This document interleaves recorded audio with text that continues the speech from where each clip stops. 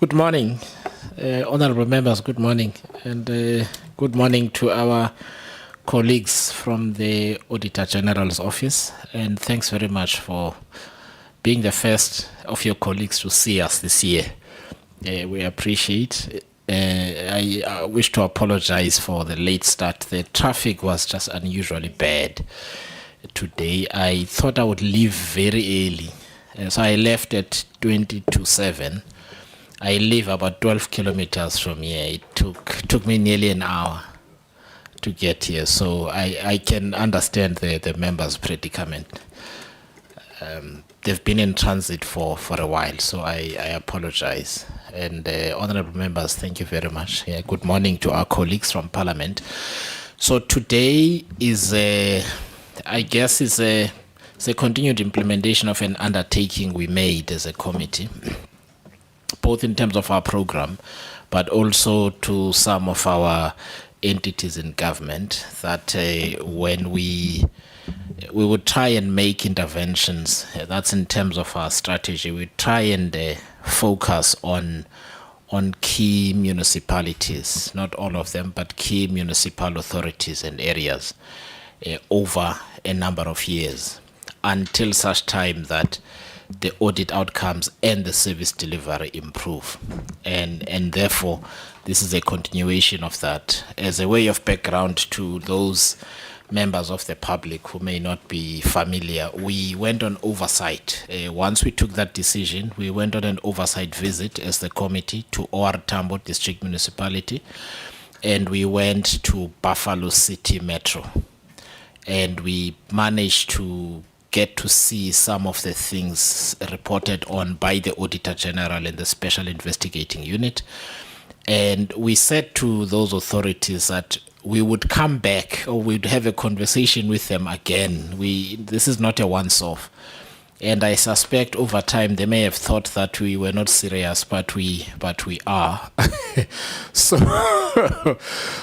that is why the team from the AG is here, because we need to show seriousness.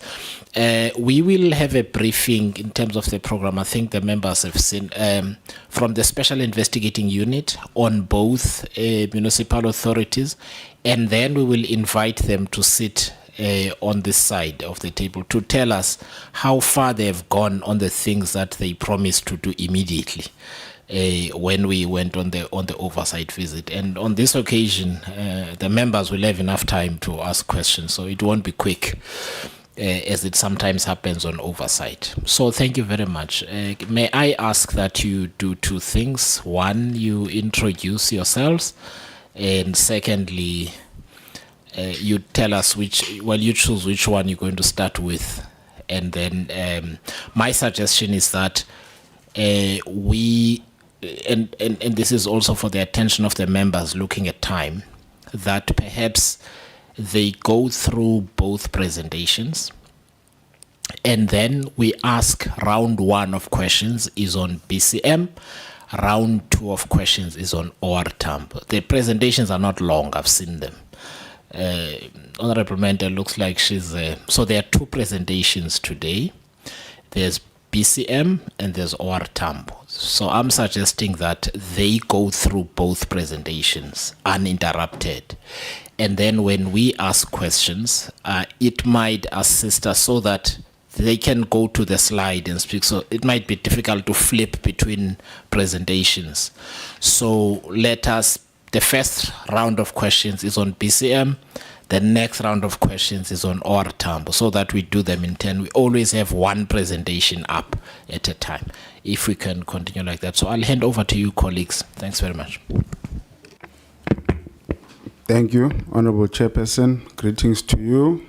Greetings to the honorable members and all the officials.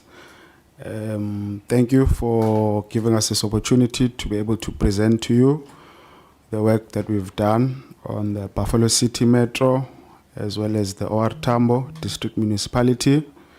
My name is Toby Lenteta. I'm the Business Unit Leader for Eastern Cape Auditor General Office. On my right is Spogazi Dlabantu. She is the Stakeholder Officer. On my left is Delin Pillay. She's the senior manager responsible for the audit of Buffalo City. Then next to her is Vuyile Ndabambi. He's the senior manager responsible for OR Tambo District Municipality. Honorable Chairperson, I think we'd like to start with Buffalo City. I think their issues are a bit more extensive, so maybe let's unpack those first and then we'll move on to OR Tambo. I must say I do appreciate the continuity, Honorable Chairperson. I think it does assist us in our job as well when we enforce, and we also know that we've got the support of SCOPA.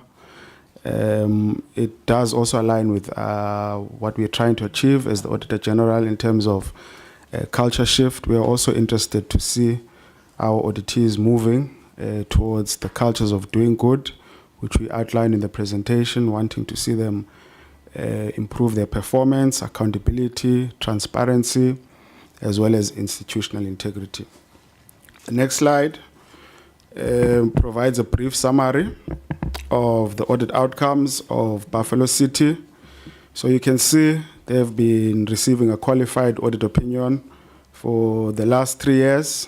They've also had repeat findings relating to compliance with legislation.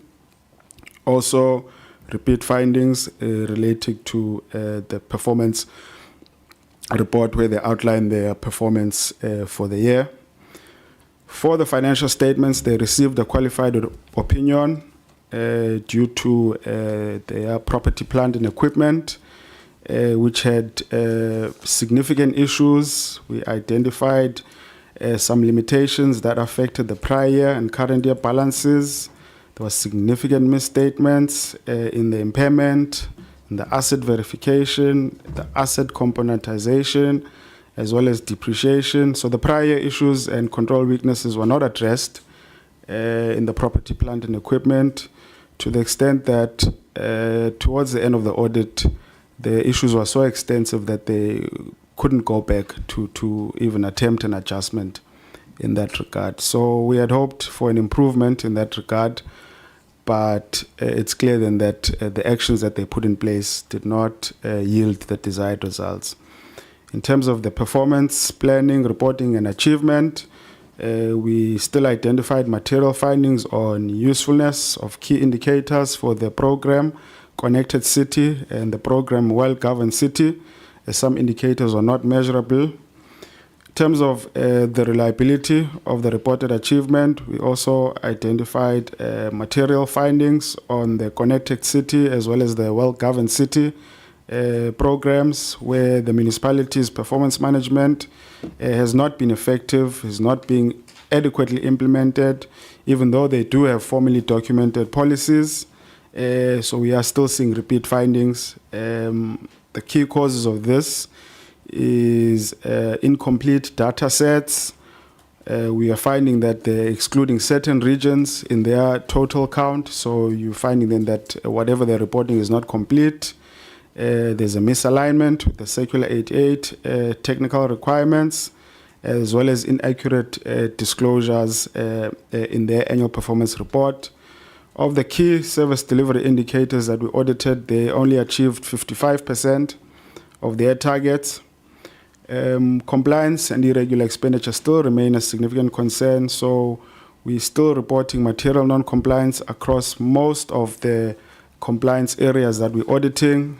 In terms of material misstatements in the financial statements, planning and performance management, asset management, expenditure management, failure to prevent irregular and unauthorized expenditure, human resource management, procurement and contract management, consequence management, and environmental management. So you'll see that the audit report is very long, reporting on all these issues.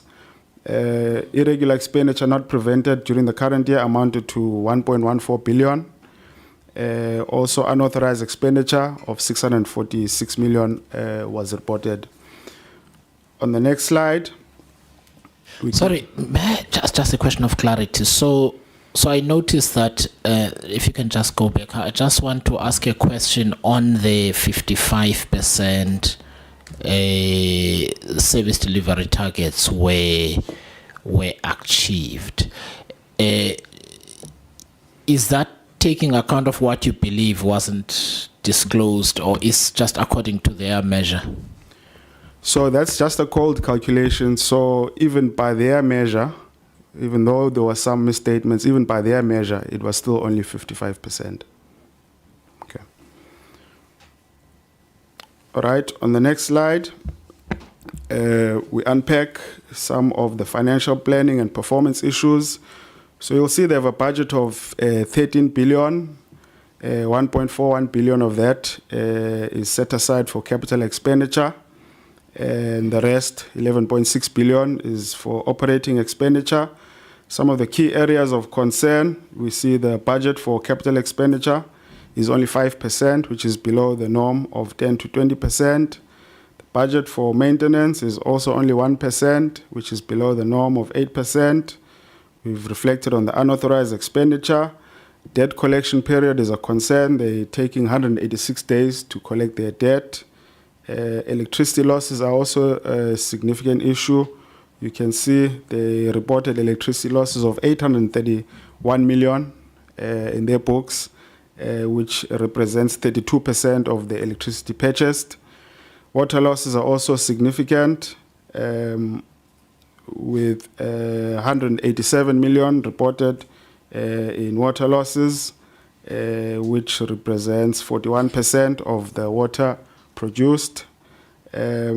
Also, we identified fruitless and wasteful expenditure, 5.6 million. In terms of infrastructure projects, we will unpack them later on in the slides, but we are still seeing infrastructure issues relating to poor planning, needs analysis, delays in projects, poor workmanship, contractor non-compliance, cost overruns, weak project management, incomplete works, defects on the works done. Environmental issues are also significant, so you'll note later on in the presentation we've had to issue a number of material irregularities due to how they are managing their wastewater treatment works, them not being adequately safeguarded, not having valid operating licenses, not complying with environmental legislation. So in terms of our assessment of the root causes, you'll find it's due to poor project planning and management and oversight, poor quality of workmanship, inadequate internal coordination of projects, weak contract administration, lack of consequence management. I think that's a key one there. You can see the balances of the undesirable expenditures are also very high, particularly irregular expenditure. They have reported a closing balance of 11.6 billion in their books for irregular expenditure. Unauthorized balance is 646 million, and fruitless and wasteful expenditure 6.6 million. We have reported again material findings on consequence management where irregular expenditure was not investigated to determine if any person was liable for the expenditure. That is always a concern for us as Auditor General, because then if someone has done something wrong and they see nothing's happening, then it's likely that they will do that again. So it is a real concern, the element of consequence management. They made some commitments to address some of these issues, but they haven't borne fruit. They committed to address the root causes of the material misstatements in the financial statements, to address the root causes for the performance information, to address the root causes for the incurring of irregular expenditure and consequence management, to address the findings for infrastructure delivery, to address the key basic service delivery findings. So you can see we are still reporting on all these issues that they committed to rectify. On the next slide, we just give a bit more detail around the qualified audit opinion on property, plant and equipment. Last year they had qualified modified paragraphs on property, plant and equipment, on revenue, and on repairs and maintenance. They did manage to sort out the issues on revenue. Repairs and maintenance, they did sort out after adjustments. So we are still concerned there that there could still be recurring issues in the following year. So it's something they'll need to focus their attention on. But really the key thing is the property, plant and equipment. I mean, they're sitting with a balance of over 54 billion that they have not been able to properly account for. And the action plans that they put in place were not adequately implemented. They were not adequate. And in fact, we had more findings this year on property, plant, and equipment compared to the prior year. On the next slide, also unpacks the performance planning and reporting on service delivery. We did see a slight improvement here. So we had issued a material irregularity last year because of the state of their performance management. Our issue with a poor performance management is that you are tabling to council performance reports that are not credible. You're finding that they're making decisions on inaccurate information, so then that is a harm to the institution. So we did see a slight improvement. At the end of last year, 50% of the performance indicators that we audited had material findings. This year it's reduced to 26%, so at least maybe the enforcement has pushed them to action. But we are still finding issues caused by inadequate coordination and assurance controls, misalignment of standard operating procedures with the Circular 88 technical indicator descriptions, incomplete and partial data sets, and omission of some regions, failure to implement and monitor the agreed upon improvements to the prior year audit action plan. So there are still issues there. We have issued a material irregularity in that regard, and we are tracking to see if they can make further progress in improving the outcomes in that regard. On the next slide, we reflect on the weaknesses in procurement and consequence management.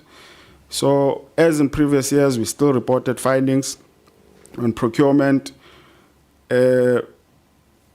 Of concern is the deviation. So we reported that deviations were approved by the accounting officer, even though it was not impractical for them to invite competitive bids. You only should deviate in certain circumstances where it's an emergency or you need to act immediately, but you find that there's poor planning and then it creates an emergency that could have been avoided and then they have to deviate. So we do have a number of those issues. We also identified contracts are being awarded to bidders on points given for requirements that were not stipulated in the invitation for the bidding. Some of the construction contracts were awarded to contractors that were not registered with CIDP. Irregular expenditure was incurred by the municipality but was not investigated to determine if any person is liable. We also unpack how that irregular expenditure of 1.14 billion is composed. We identified 1 award and 8 rates-based contracts that were uncompetitive or followed unfair procurement processes amounting to 11 million. We also saw irregular expenditure from prior year awards that is continuing in the current year amounting to 486 million. And then the deviations were the biggest concern where we identified 6 awards amounting to 641 million that were awarded through deviations that were not justifiable. Sorry, can I make a request? If you could send us a list of the contracts you sampled for the audit in reference here, so that we can get the necessary information before the authorities come here. Right. Thanks. Honourable Madam. Thanks, Chair. As well as the sampling on the emergencies that were created out of poor planning.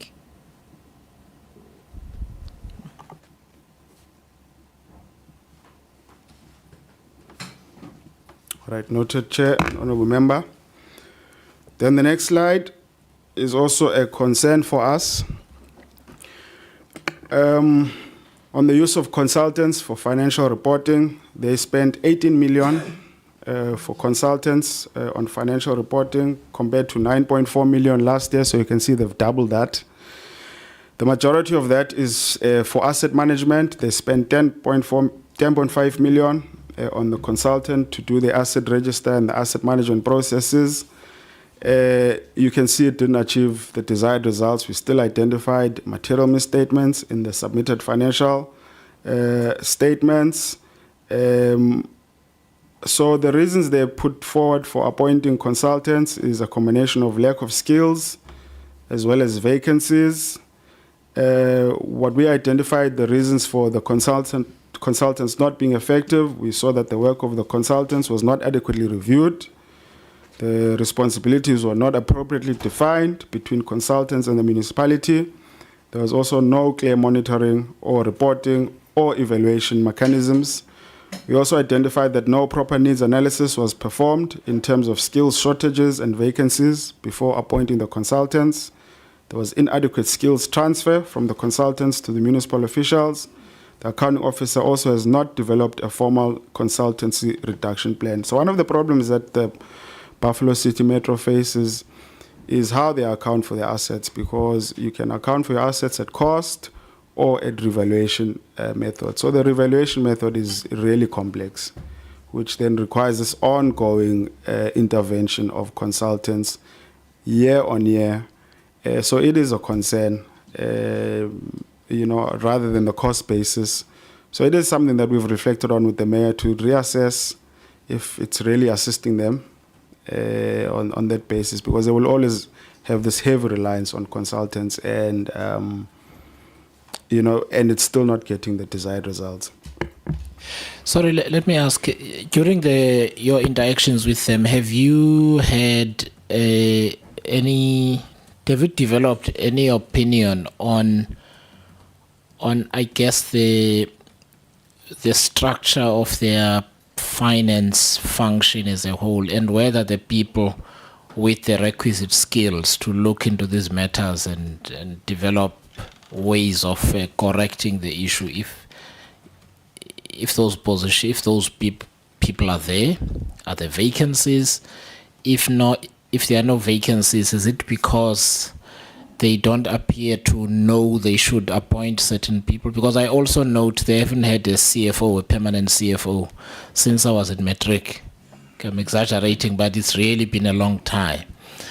So just a point of clarity, I'm trying to understand why it is proving impossible for them to fix the problem. All right. So in terms of the assessment, they've got a directorate for asset management.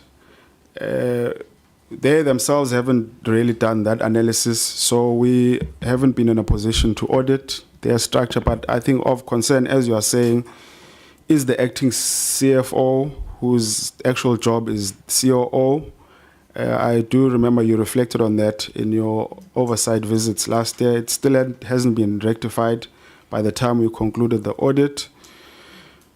Look, there's an acceptance that you're going to need specialists, but at a limited basis. To spend, as you said, 10.5 million on these asset management specialists is a concern. You should really be calling them to do few of the specialized areas, not to reconstruct a whole asset register, for an example. So it is a concern. Unfortunately, we haven't been able to have an opinion on the adequacy of their structure, but they themselves, from their assessment, haven't really done that needs analysis. So it does put a limitation there. On the next slide is the material irregularity. So this is one area we've really looked to enforce. So since the amendments of the Public Audit Act, we've issued 9 material irregularities to the Buffalo City Metro. 4 of them related to material financial loss, 5 of them related to substantial harm to the public. We've had 3 material irregularities that have been resolved. One where appropriate action is currently being taken. MI is not yet being resolved, but you can see they are going in the right direction to resolving those.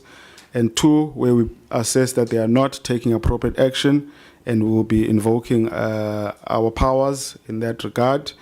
And we had recently notified the accounting officer of 3 material irregularities in this last audit cycle. We are waiting for their response so we can make an assessment to see how they are dealing with the matter. The next slides will unpack the material irregularity. So we had reported, as indicated, a substantial harm to the institution for the lack of a proper performance management system. We are happy that there is some progress that they're making, even though they have not reached the end goal yet, but they are putting some actions in place, as you can see by the reduction in the number of performance indicators that we had material findings on. We had reported a few years back a material irregularity on substantial harm due to the pollution of a water resource that was not prevented at the Nahun bulk outflow sewer. They've put in some plans, they've done some work, but it hasn't yielded the desired results because we are still seeing the pollution continuing, which was further confirmed by the samples that we tested on the water.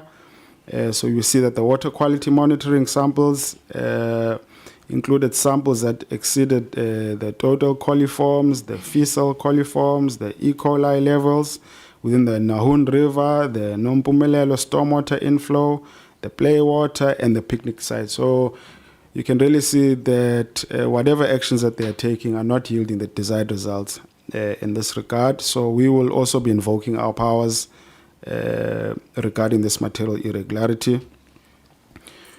We had also reported material irregularity on the vandalism and theft of a completed road. So the Dana Road then wasn't commissioned into use, was vandalized. They hadn't done proper processes to secure it. After the material irregularity, they did secure it, they fenced around it. They've managed now this last financial year to secure funding so that the whole road network can be completed. So we've seen the work that they've started. So we're happy that they're on the way to dealing with this material irregularity. So we have resolved that one.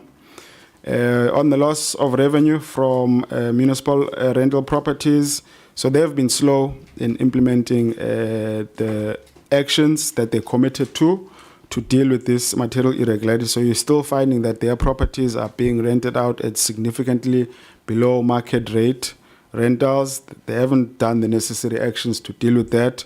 So we'll also be invoking our powers to take further action in that regard. Sorry, may I ask, what reasons are they giving for the below market rentals? So in terms of our assessment, there's just poor processes in that regard. I don't think it's necessarily structured in a proper way. There's no proper controls in that regard. So you can see some of the actions. They wanted to first automate the lease register to deal with some of those issues. So that project is not complete. They also had to go and verify and validate all the rental debtors. So maybe that's telling you that maybe they're not 100% sure of who is residing where and what they are paying. Hence, they still need to do that verification process. So I think it's just really a lack of oversight and a lack of controls. And then in situations like that, I suppose people can take advantage. So I think maybe that's the main issue around that. In the next slide, we issued 3 material irregularities this year, most of them relating to the sites that you would have gone to visit in your oversight visit. We issued a material irregularity on the Riston water treatment work, on the Zwelicha wastewater treatment work, as well as the Shonville wastewater treatment work. Similar to the other material irregularity, you find that they are not adequately safeguarded. There's vandalism, they are not functional, and then there's just this pollution of the water source from the untreated effluent that flows into those rivers. So you can imagine then the harm then that does for the community.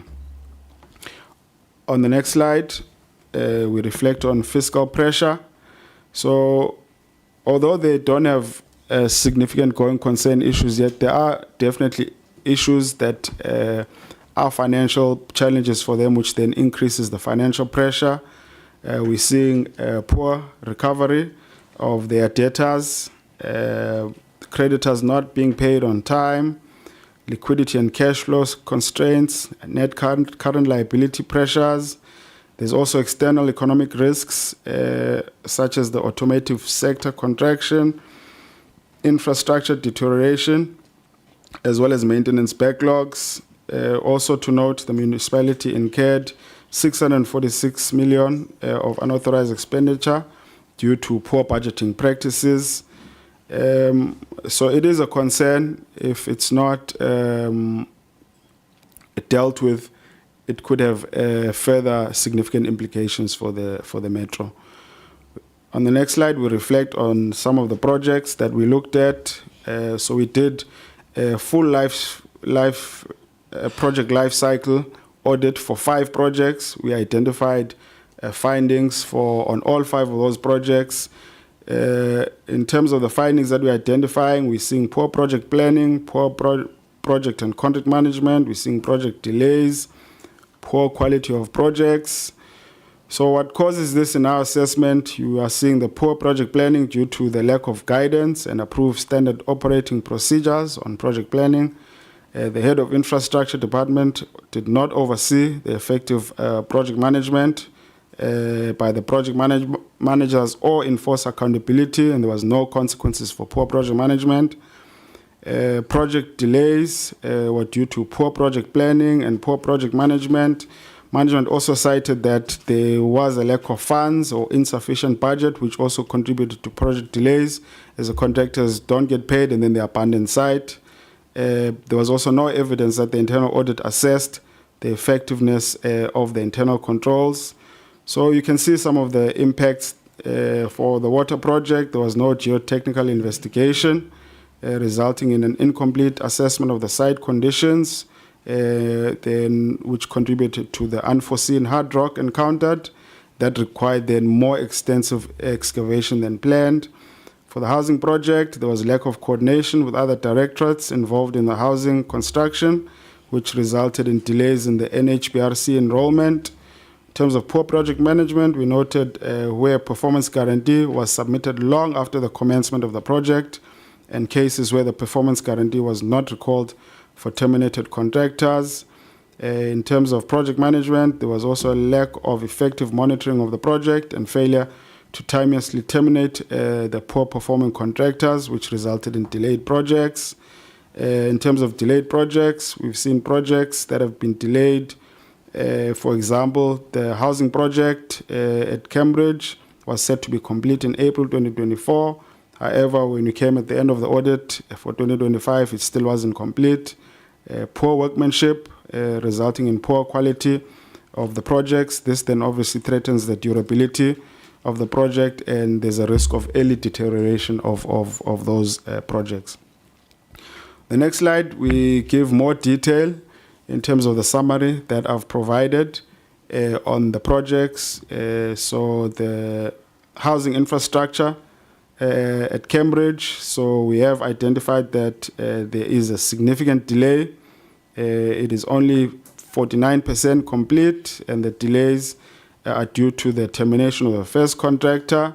Then they delayed replacing that contractor, and also then the NHBRC enrollment issues with the new contractor. So unfortunately, that project then is significantly delayed. Also identified a financial loss from the terminated contractor that could not be recouped, and the retention fee and guarantee provided by the terminated contractor were insufficient to cover the costs of the remedial work and the overclaims. On the next slide. Sorry, can I ask a question? Yes, Chair. The second last bullet. The project experienced significant delays, etc., etc., and then delayed replacement of terminated contractor and NHBRC enrollment issues with a new contractor. What does that mean? All right. So for the enrollment of the NHBRC, you need to have completed the basic services that are going to service that site before you can enroll the project for NHBRC. So those services were delayed in terms of being completed, so the project could not be enrolled for NHBRC. Okay, so can you just say that in clearer terms? What services are these? So there should be at least, like you can see there, the access roads, clear points maybe for where the water connections are going to come from, maybe a clear plan for where electricity is going to come from, so that it's not the other way around. You don't build a house and then now start figuring out how you're going to get the water there, how you're going to get the electricity there. So those basic services need to be in place, at least for that registration. So I'm trying to just clean up the story so that I understand, because there's lots of information in that bullet. So let me tell you what understanding I have, and then you tell me if it's not correct. So the contractor that was terminated had to get the services in, complete the NHBRC registration, right? They then get terminated before they can complete the services, right? The next contractor comes in. So I understand now they then have to complete that work and then do the NHBRC enrollment. Correct. Okay. So when you say, so the NHBRC enrollment issues are therefore not with the new contractor. The NHBRC enrollment issues have to do with the project as a whole, the mismanagement of the project, and therefore, yeah, ne? That would be accurate. Yes, that's okay. correct. No, I just wanted to understand properly. Okay. Okay. All right. Thank you, Chair. All right. On the next slide, we reflect on the water and the sanitation project. So on the water construction for the homely halt pumping, we identified poor planning on the project. Geotechnical investigations were not done. Unforeseen hard rock was encountered. Then more excavation was required, which then resulted in the project being delayed. We also saw, as you can see, the defects on the pump station, concrete walls, indicating poor workmanship and inadequate quality control. On the Mtanzani wastewater treatment works, we saw that the project has experienced significant delays. The business plan anticipated a completion of all phases by 29 June 2018. However, at the site visit on 24 October 2025, only phase 1 had commenced and the project remains incomplete. Management cites that the delay was due to lack of funding. We also saw that the wastewater treatment work site was poorly maintained, with grounds not well kept for an extended period. So you can see the impact of some of these delays on the planned completion dates versus where we are today.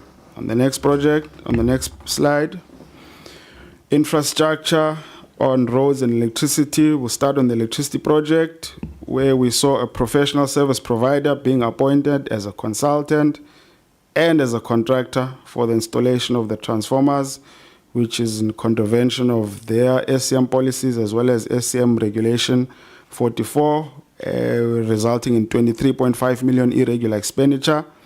There were no performance guarantees or retention fees secured, and key documents such as the scope of work and payment certificates were missing. The Metro failed to capitalize 41 million of work in progress costs as required by GRAP due to the inadequate verification and weak financial oversight. On the roads upgrading project, we saw that the project experienced... Sorry, can I ask, did you ask why they did that with this one? Why would they make the consultant and the contractor the same? Even I know that you...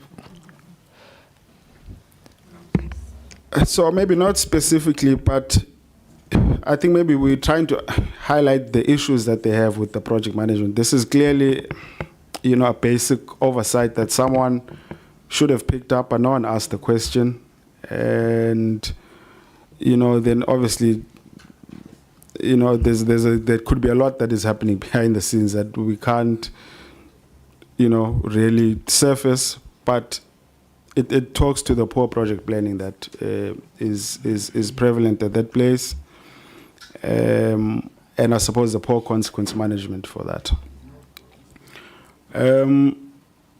On the roads project, the project experienced significant delays and incomplete execution. They did not issue a formal termination letters for either contractor. The first contractor left after non-performance notice, and the second abandoned site without official release. Furthermore, a replacement contractor was appointed while the consultant's contract had expired, resulting in a 5-month delay before work could resume. So I think this just highlights the issues that we are seeing on the delivery of infrastructure, which obviously is a concern because it talks to delivering the basic services to our citizens. The next slide highlights some of the key messages that we want to bring forward in terms of service delivery. Water issues, we still seeing water issues, particularly at Kaiser's and Kids Beach, where there was an interrupted water supply. In fact, I've got a colleague who lives in Kids Beach, and he'll tell you they've got water shedding there. This was due to aging infrastructure, numerous pipelines that burst and leaks, which result in water losses, which subsequently impact the availability of water. We also saw that boreholes were used for the water supplies at Kaiser's Beach and Kids Beach, which then have high levels of sodium and chloride, and the BCM is not treating that water to the required levels. In terms of wastewater management, I think we reflected on these last year. The issues are still ongoing.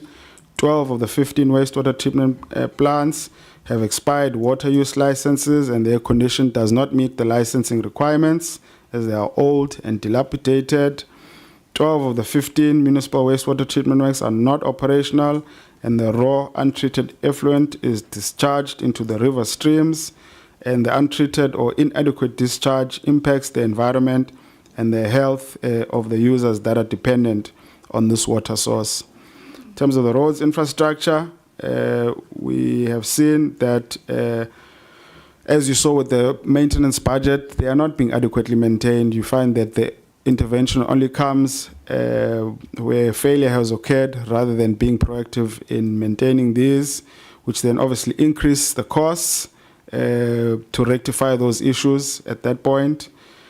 In terms of solid waste water management, we had issues with the King Williamstown landfill site where they do not have an air monitoring system in place, which then means that the air quality inhaled by the staff is impacted, as well as, you know, on these sites you'll see the scavengers, visitors, and all of these people that access the site have this health risk that is posed to them. We also saw that there was no testing laboratory at the King Williamstown landfill site, and they relied on the landfill site at Round Hill, which is approximately 60 kilometers away. There was a challenge of insufficient equipment for the daily operations on site and insufficient fleets. We also saw no leachate cells were constructed in the landfill site, and the absence of liner systems resulted in contamination of the subsoil due to the leaching that is taking place into the surrounding environment. Also identified issues on indigent households where they're not managing them properly, resulting in 2.9 million rands worth of indigent subsidies being provided to consumers that don't qualify. Human resource management is also an issue. We reported material non-compliance due to the inadequate systems and procedures to monitor, measure, and evaluate performance of staff. They only sign performance agreements for the senior managers. The rest of the staff, they don't have performance agreements to be measured against. On the last slide are the recommendations we gave to management and to the mayor to address the inadequate skills, the governance failures, as well as the lack of accountability of consequences, where we're really trying to say they need to put adequate systems in place to deal with their assets. They need to have consequence management to deal with their audit failures, as well as consequence management for incurring irregular, fruitless, and wasteful expenditure. Honorable Chairperson, that brings it to the end of my presentation for Buffalo City Metro. If you want me to pause, I can do that, or proceed with OR Tambo. Yeah, we're gonna get. I just want to be sure that clarity seeking questions. I know we're gonna just because as I was asking, what does this mean, etc. I just wanted to follow. I do have some questions for later, so I just want to be sure. Okay, we can move on to OR Tambo.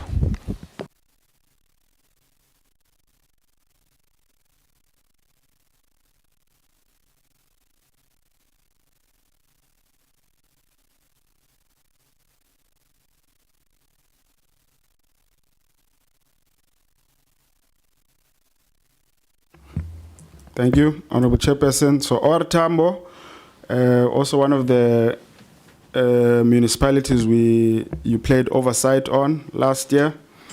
So OR Tambo has received an unqualified opinion with findings. We do keep on reporting material findings on compliance with legislation.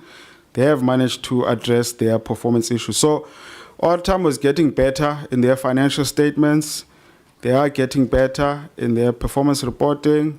They are getting better in compliance, but the sticky issue with OR Tambo is service delivery, as you'll see me unpacking that in the slides. So on the financial statements, they did submit financial statements that had material misstatements across bank and cash, financial instruments, how they applied GRAP 101.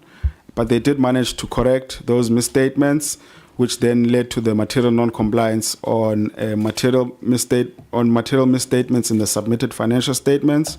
We also reported material non-compliance on conditional grant management, where the performance in respect of the programs funded by the Regional Bulk Infrastructure Grant, the Water Services Infrastructure Grant, and the Municipal Infrastructure Grant were not evaluated within 2 months, so that attracted a material non-compliance. Some of the more structural issues that will prevent them from improving their outcome relate to expenditure management. So we're seeing that they are not able to pay their supplies within 30 days.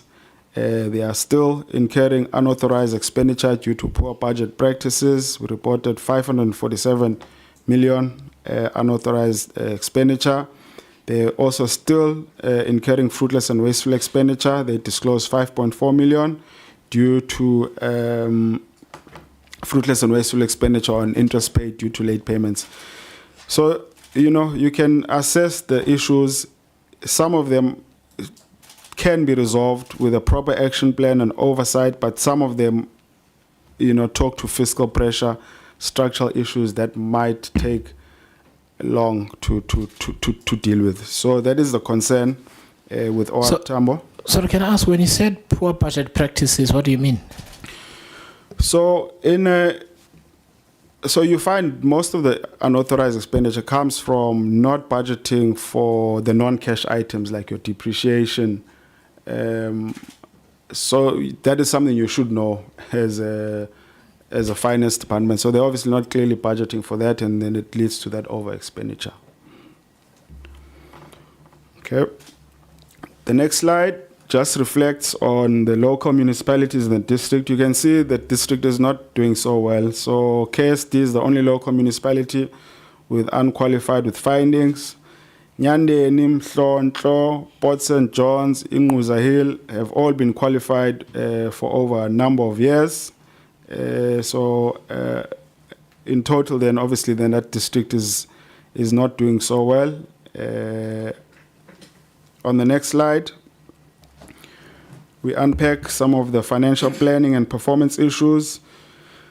So they have a total budget of 2.84 billion. It is commendable that they spend 1.56 billion on their capital expenditure. I think that part is commendable. We do still see issues with inadequate budgeting for maintenance, which is less than 1% compared to the norm of 8%.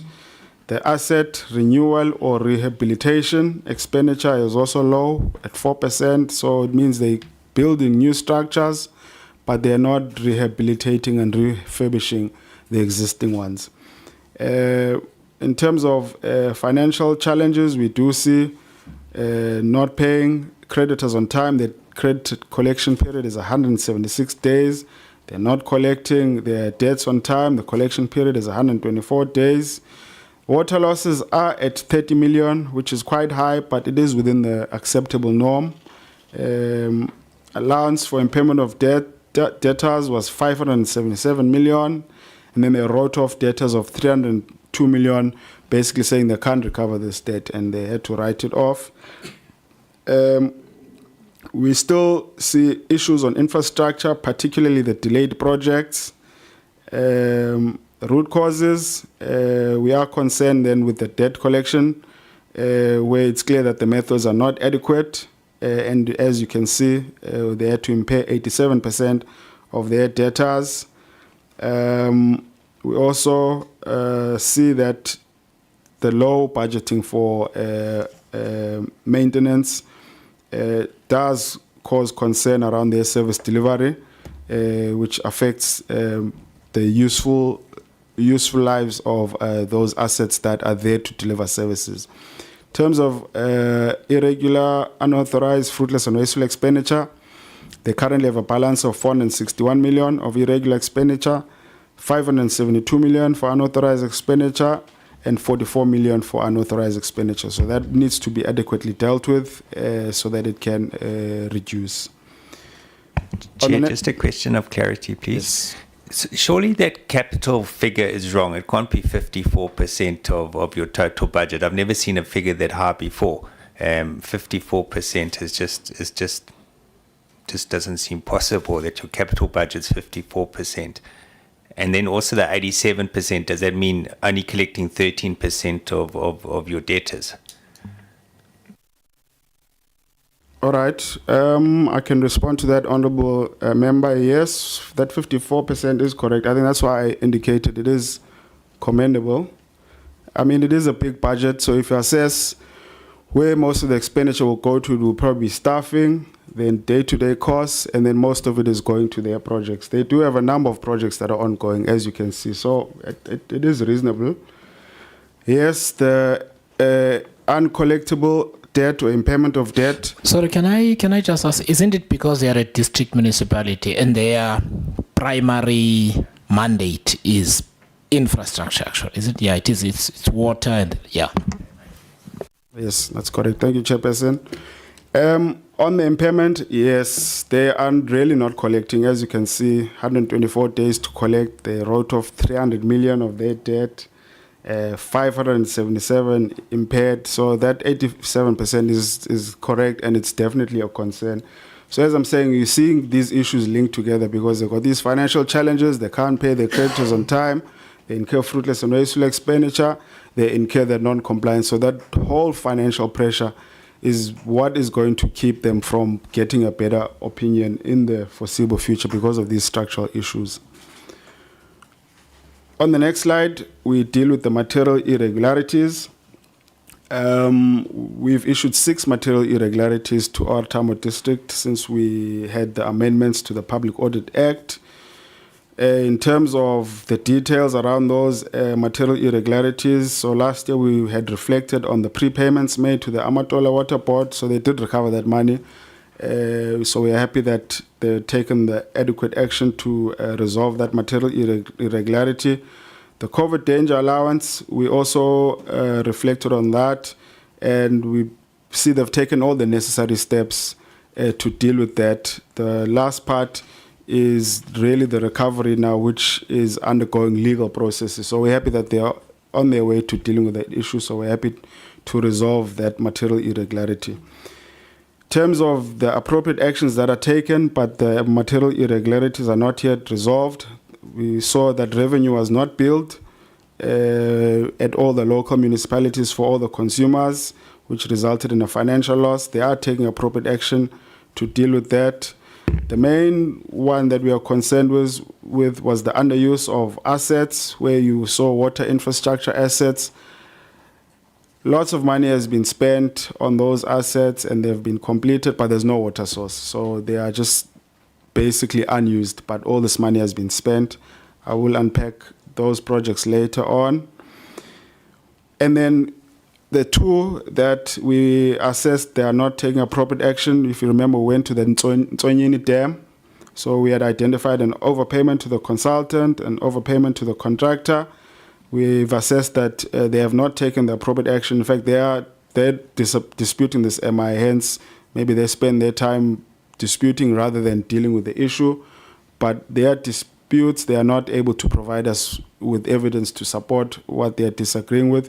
So we're also going to take further action on those MIs in that regard. So in terms of the status, then we've got 2 that have been resolved, 2 that are currently taking appropriate action, 2 that are not taking appropriate action, where then we are going to invoke our powers in that regard.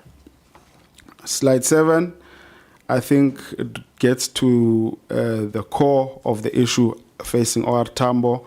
So we see the Rosedale water treatment works and how it's impacting on the completed projects.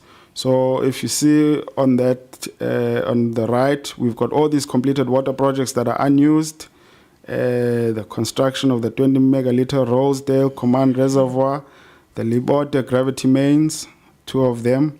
The construction of Mandlovini, Njuveni, the 1 megaliter, and the Libote, 250 kiloliters. Construction of 6.8 kilometer Ngeleni gravity main. Construction of the 1 megaliter Mdoni Reservoir Pump Station and 1.5 megaliter Ngeleni Reservoir. The Libote bulk water supply, the construction of the gravity main to the command reservoir at Libote, and the construction of the 5.5 kilometer to Mdoni gravity main. So all those projects, lots of money has been spent, sitting there unused because there's no water source.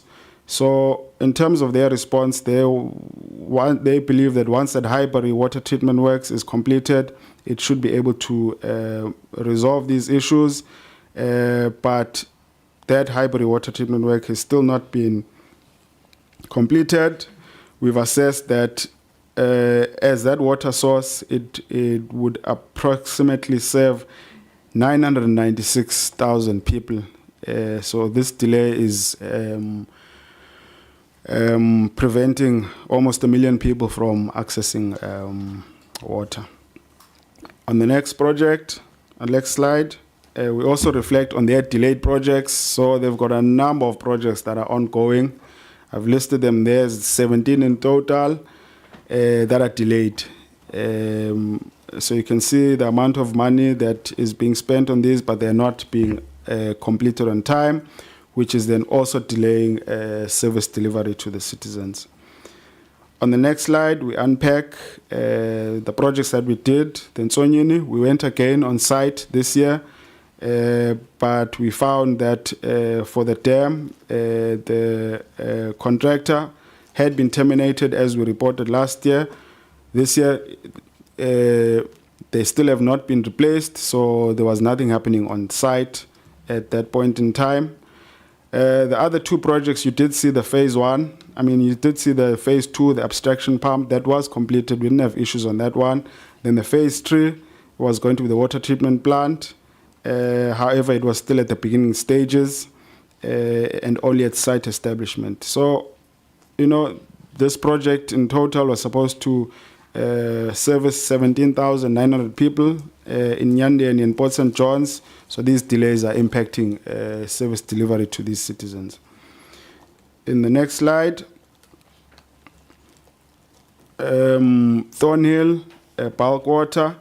So we identified some overpayments on the project where quantities claimed by the contractor exceeded the quantities in the original bill of quantities, where the contractor claimed more work than what had been approved in the tender, and there was no variation order or any other supporting document.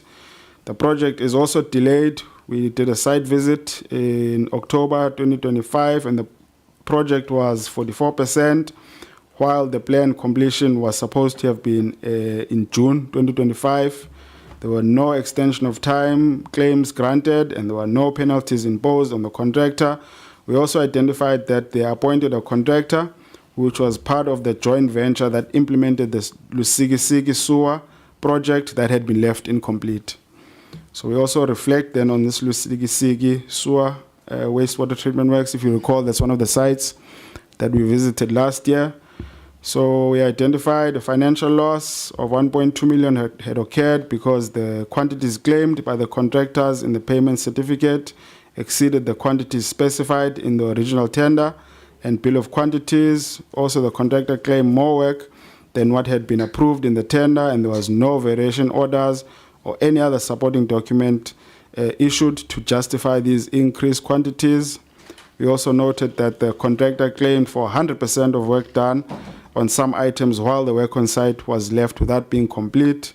So the project completion then has been delayed. We identified that the contractor did not finish the project on the agreed timelines by the 31st of May 2021, and there was no extension of time claims for revising the completion date. So the contractor had been granted a conditional practical completion certificate in November 2022 with the condition that they complete all the remaining work by December 2022, and failure to do so would nullify the practical completion. However, when we went to site in October 2025, which is 2 years and 11 months after the conditional practical completion, we identified that the contractor still had not completed the outstanding works.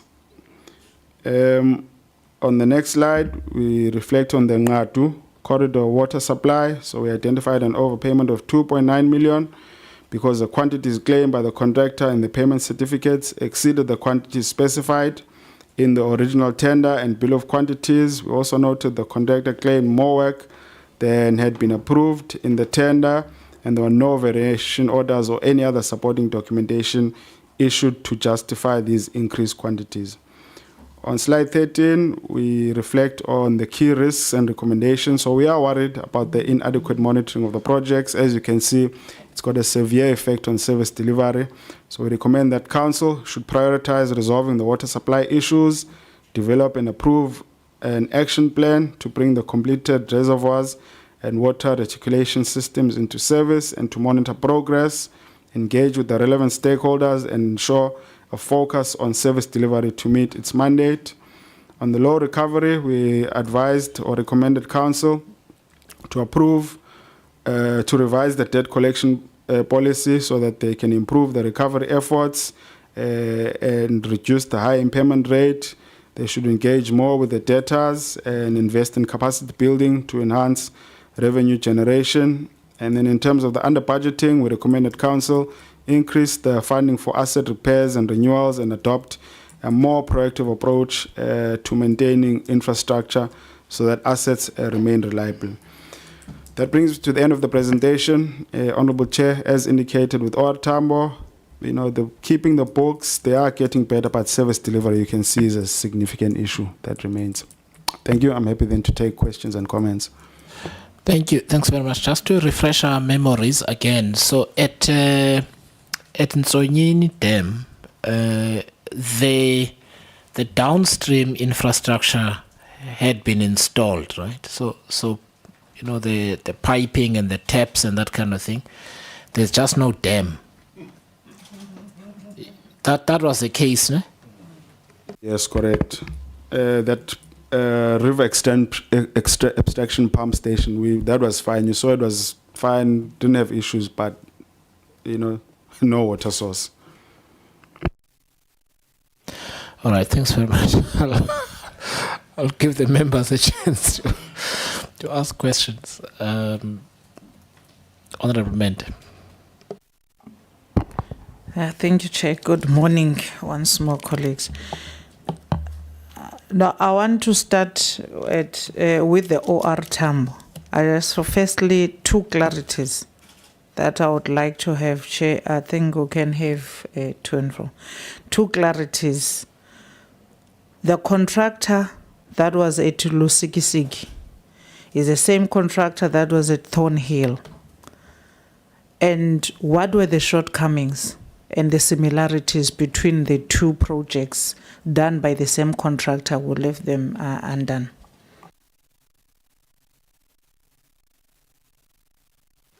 Please go ahead with the answer.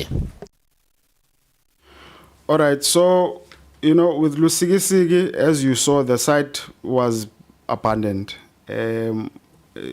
So in terms of when you're assessing your SCM appointment, you should not appoint a poor performing contractor. So unfortunately, they went and appointed that same contractor.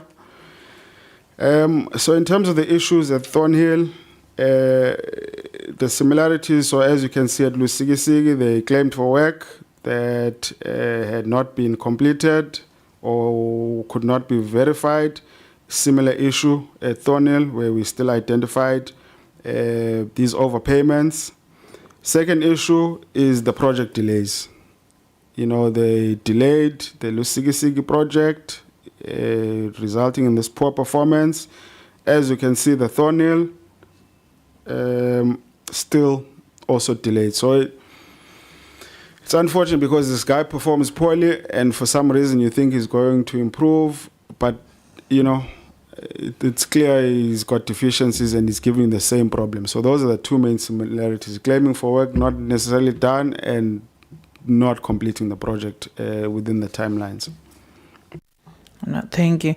Do you perhaps have the appointment dates or years? That will also help us to see at what year were they at Lusigisigi for the same OR to have not observed that their performance is not equal to task.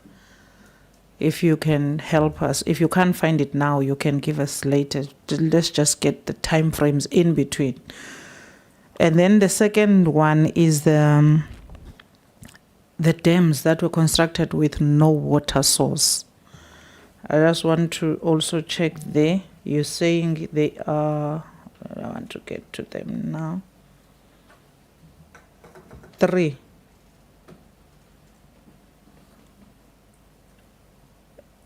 Did they have the consultants? And did you see what was the consultant's advice in terms of the construction of these dams without a water source?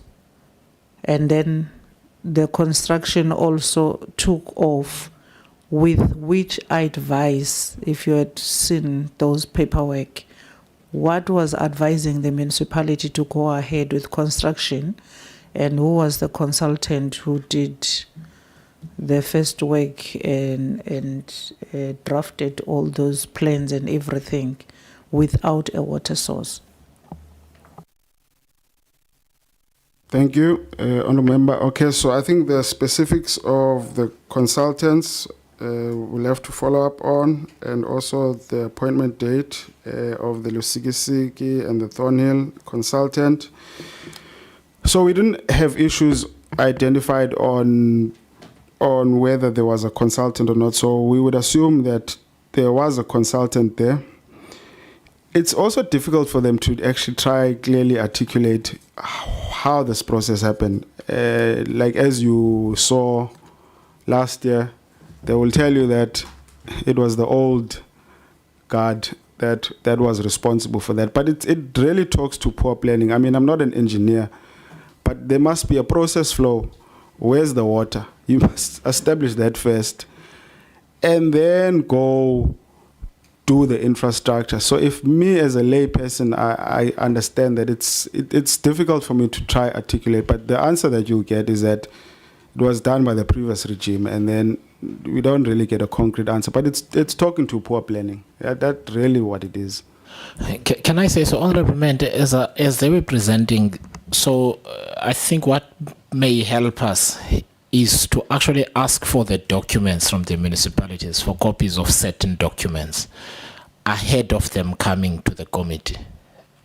Otherwise, we're going to get these kind of explanations when they come here again, and then they will say they're going to send us answers in writing. We shouldn't have that. So let's just identify and I've made my own notes here, all the contracts and projects where we have to ask for certain documents ourselves to look at them, and then they can go into the briefing pack. Thanks. No, thank you, Chair. Yeah. The others we've seen, so just the last one on OR Tambo. You keep making reference to as it was last year. So the time frame of your site visits for this current audit and our visit as a committee is not far apart. So the state is similarly the same. What I want to check is the state within which you found these sites on your audit. Is it the same as the state of the last audit, which prompted us as a committee to go there? Isn't there anything that you have found different? Yes, correct. So particularly the Nsonyeni, if you remember, they had made promises that they were going to fast track that. So if I can assess, maybe you would have gone down around about March. And then we did our site visits in October. So that's half a year apart. You would have expect some movement.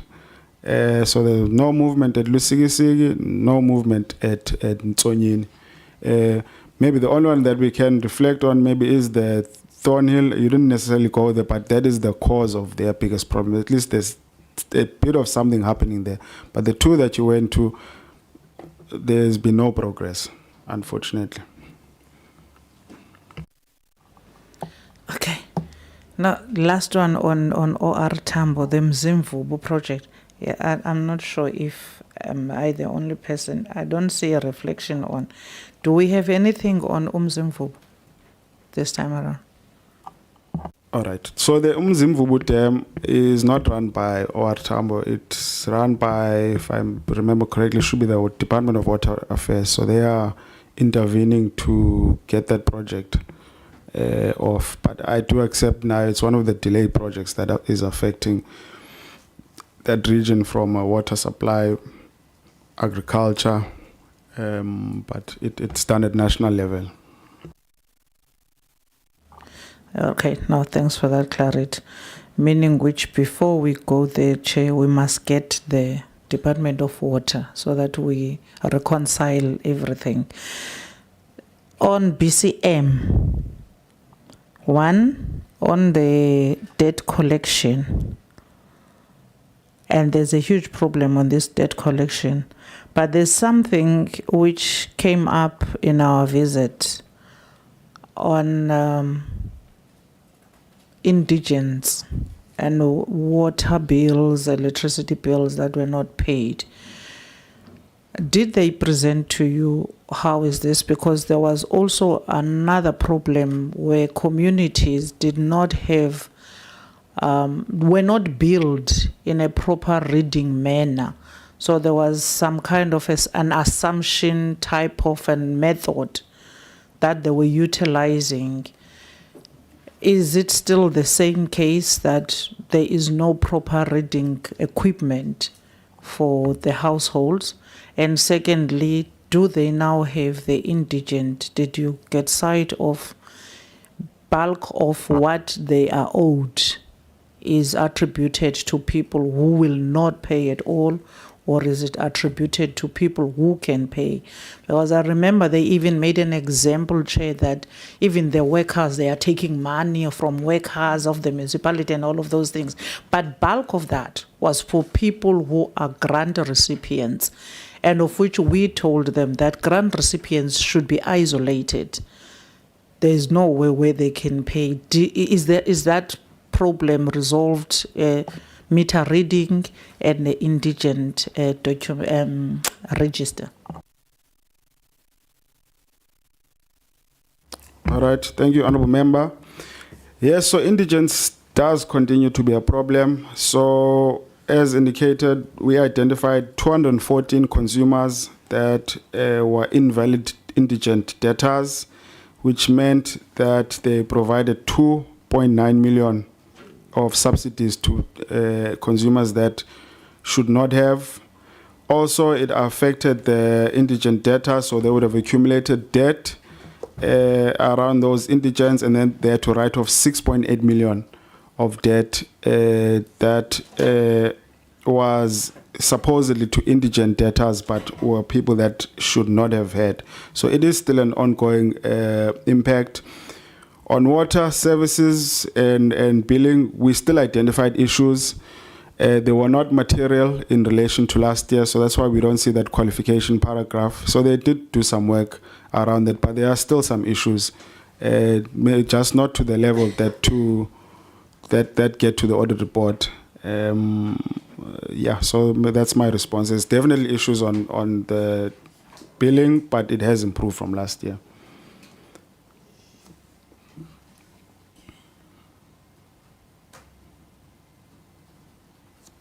Now, on your answer, do you have that information? Please provide us of the 2.9 million of the people who were not actually indigents but were found to be part and parcel of that, because that's corruption. It's like you're trying to clear the people who are working, and that's an inside job. We will have to look into that. Then the next one, which I think also is information you can give us, where there were deviations on procurement. I just didn't write the amount. There were deviations on procurement without due process. It's a huge amount. And then the consultants. I want you to please explain this. The consultants that are compiling annual financial statements at BCM, you are saying they are not adequately reviewed, so there's no monitoring of how they are compiling the information. But at the same time, they are consultants of the municipality. And then in my head, I'm immediately thinking, if the entire cohort of the municipality appoints consultants, it means all of them do not have the skill. So to review something you have no clue of, it's not gonna work at all. I don't know if you can explain to us, how do we then deal with this? Because the skill should be in the CFO office. The CFO, firstly, should be a qualified person. So I want to understand, what is the CFO saying when there is no proper review of what the consultants are compiling? Secondly, the monitoring process of these consultants that are paid, but they are not doing the work that is supposed to be done, and ultimately submitting AFS that are very low standard as compared to the BCM. My interest is around what is the CFO's role in all of this, and when your auditors were there, what is the engagement with the CFO? Do we get also a feel that the CFO knows what they are doing, or they don't know? Thanks. All right, thank you, Honourable Member. Okay, so the consultant comes with his expertise, né? Then as the finance people, you are supposed to then interpret what they are doing into the books. So there's an acceptance that he's got his skill, but now I must make it make sense in terms of what I'm doing. What they're doing is that aligning to GRAB principles. So that's how it would normally work. There isn't, if you don't have the engineering skills, fair enough, but you should be able to apply what they're doing to GRAB, which is where the failure is, that unfortunately. The CFO, it's a bit difficult because, as you're aware, the actual CFO has been on, I want to call it incapacity leave, but I don't want to term it incorrectly. So the current CFO is actually acting. His job is to be COO. So you'll understand in any scenario where there is an acting person, it does pose a number of challenges. Number one, accountability. Number two, people reporting to an acting person know he's acting. He's not his real job. So there are accountability issues there. I don't really want to unpack the details, but we saw those challenges within the process of balance of power and things like that. So that asset component, unfortunately, was not working effectively.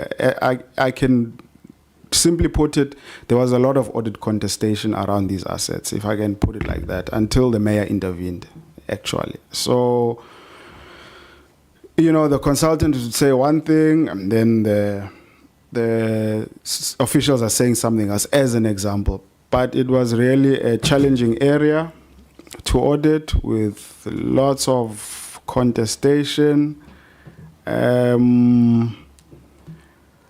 So those are that's basically. CFO is acting,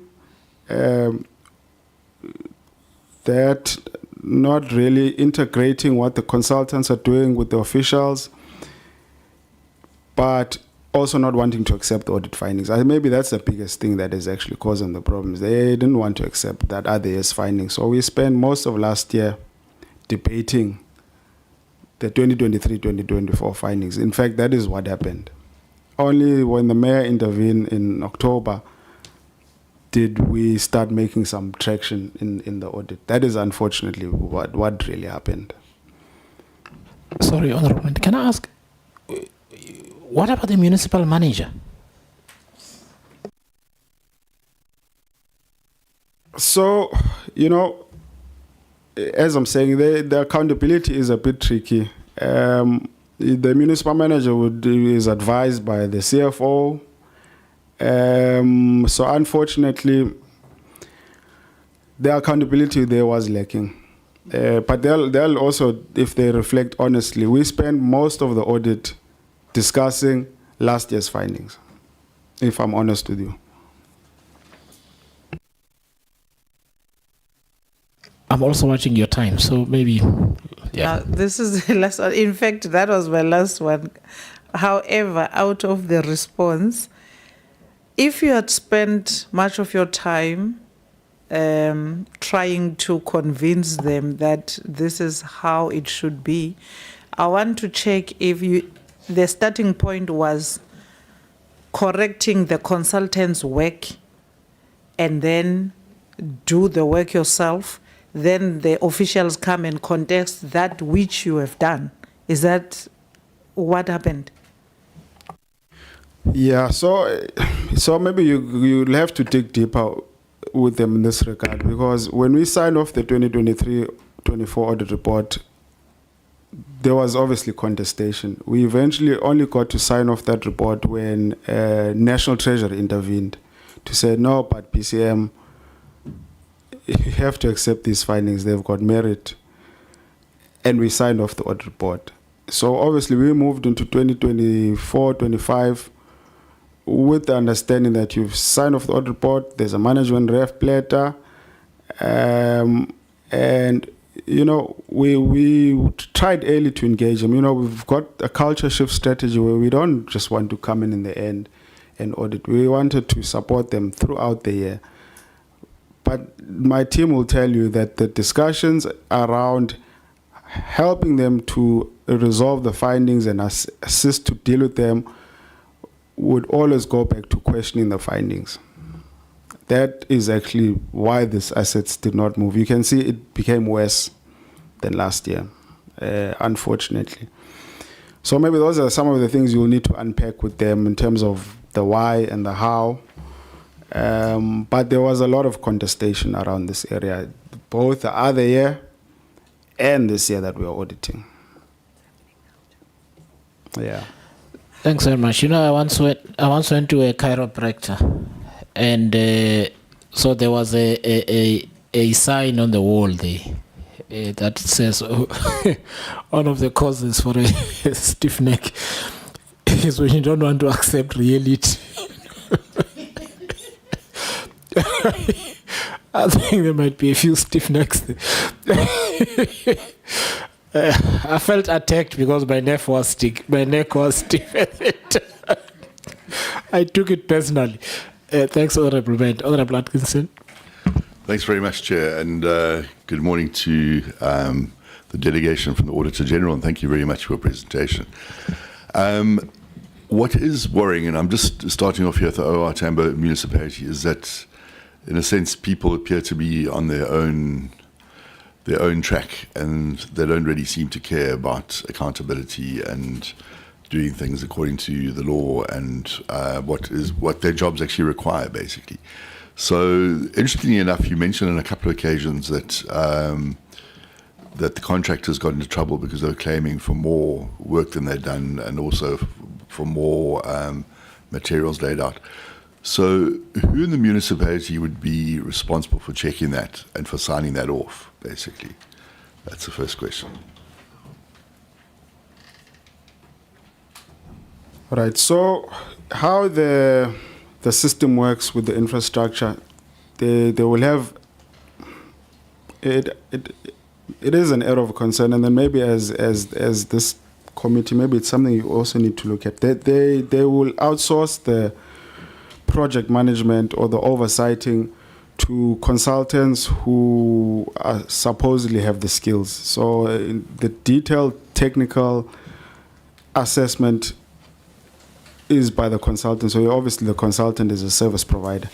But then the infrastructure director or project manager need to be also involved in this process. So in general, what you'll find is that the internal people maybe are not so involved as they should be, or maybe they don't have the necessary skills, and then there's this over-reliance on the consultant. Now, I mean, the consultant is a service provider. You only have so much leverage over them. So if they're influenced behind the scenes of any, you don't have control over that. So the fundamental problem that is a concern in general about how the project management system works is this reliance on consultants. Maybe as a committee, it's maybe just something you need to look at. Why can they not build their own internal capacity? You've only got so much influence on a consultant. Obviously, that's not the only job he's doing, because that's his livelihood. You may be doing multiple projects. Now, the question is he really there on site? Is he really verifying what he's saying is being paid? It brings a lot of questions, and it comes back to these capacity issues that we have to outsource. So we spend a lot of time messaging around the consultants on the Fs. Maybe it's something that we need to look at, because it's prevalent throughout. And the consultants are there to make money.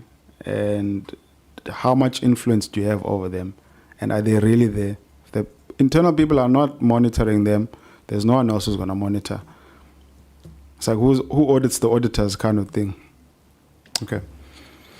Okay, just further on that. To my mind, if you're a consultant, you would probably have to be professionally qualified, and you would probably be accountable to a particular professional body. So in essence, if you're not doing your job, then there is an action that can be taken against you, and you can be reported to your authority, whoever that may be, and you can be sued. You may well have insurance to cover you for that. But in essence, if the municipality is giving you a contract to do X and you're signing off Y, then the consultant should actually be sued for the difference, basically. But I think that's up to the municipality, and maybe a point of discussion with the municipality as well. But there is a very worrying gap there. Also a very worrying gap about the fact that people who failed in the past get reappointed. I think there should actually be something written into, I'm not sure if it is written into legislation, but there should be something written into legislation whereby people can get blacklisted and not be used again. I know Treasury's got something, but maybe it needs to be done on a COGTA municipal level as well, where if people fail in the project, they cannot be used again. Because it is a concern. I mean, that's how you end up getting hundreds of thousands of people without water. And the second question was with regards to that, the very large dam that we visited that was not a dam. There was nothing there, basically. And then the downstream abstraction. There was no dam, Honorable. There was no dam. Yeah, There just to be sure. Just an open site, yeah. And you mentioned the fact that the abstraction facilities are being completed. What's protecting those abstraction facilities? Because my concern now is if they're all beautifully set up and they're not being used, will they not just get vandalized, basically? Is there any plan on behalf of the municipality to make sure that asset is protected?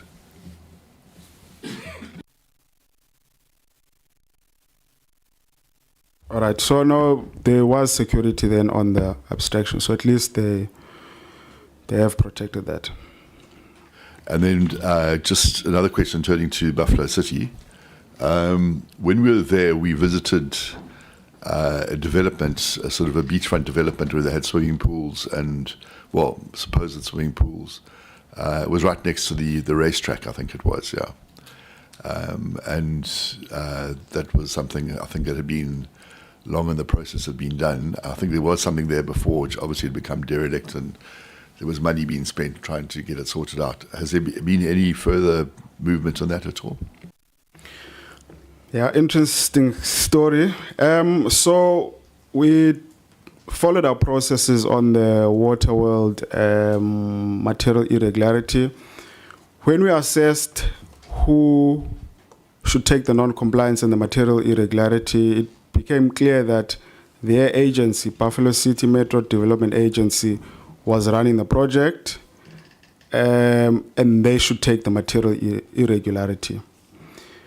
So we issued that material irregularity, then we assessed the actions that they've taken to resolve that material irregularity, and at the point now where we're going to report it in the audit report, they lodged the dispute. So we currently have not signed off the audit for Buffalo City Metro Development Agency because they have some disputes around the MI. So they'll be in a better position to articulate their disputes. But as of today, we have not signed off the audit report because there are disputes. So we do have a dispute resolution process to allow them to air their views.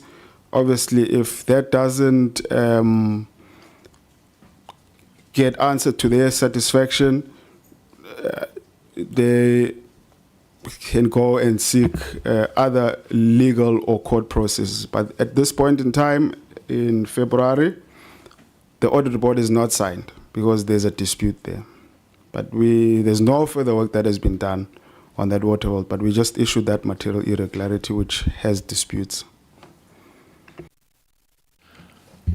Thanks very much for that. And I think there was a large public pool out in Mdantsane as well that had been built but had issues. I think there were cracks in the pool or whatever. I was just wondering if there was any follow-up on that at all. So also that, no further work has been done. So if you go there, it's likely to be exactly the same as how you found it. So no further work has been done there as well.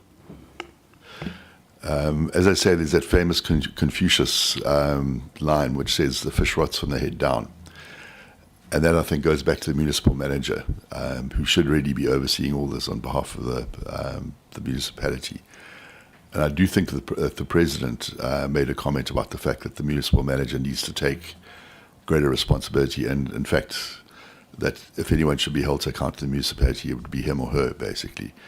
Because ultimately they're responsible and are responsible for what we mentioned a little bit earlier about people signing off wrong documents or consultants not doing their jobs or whatever.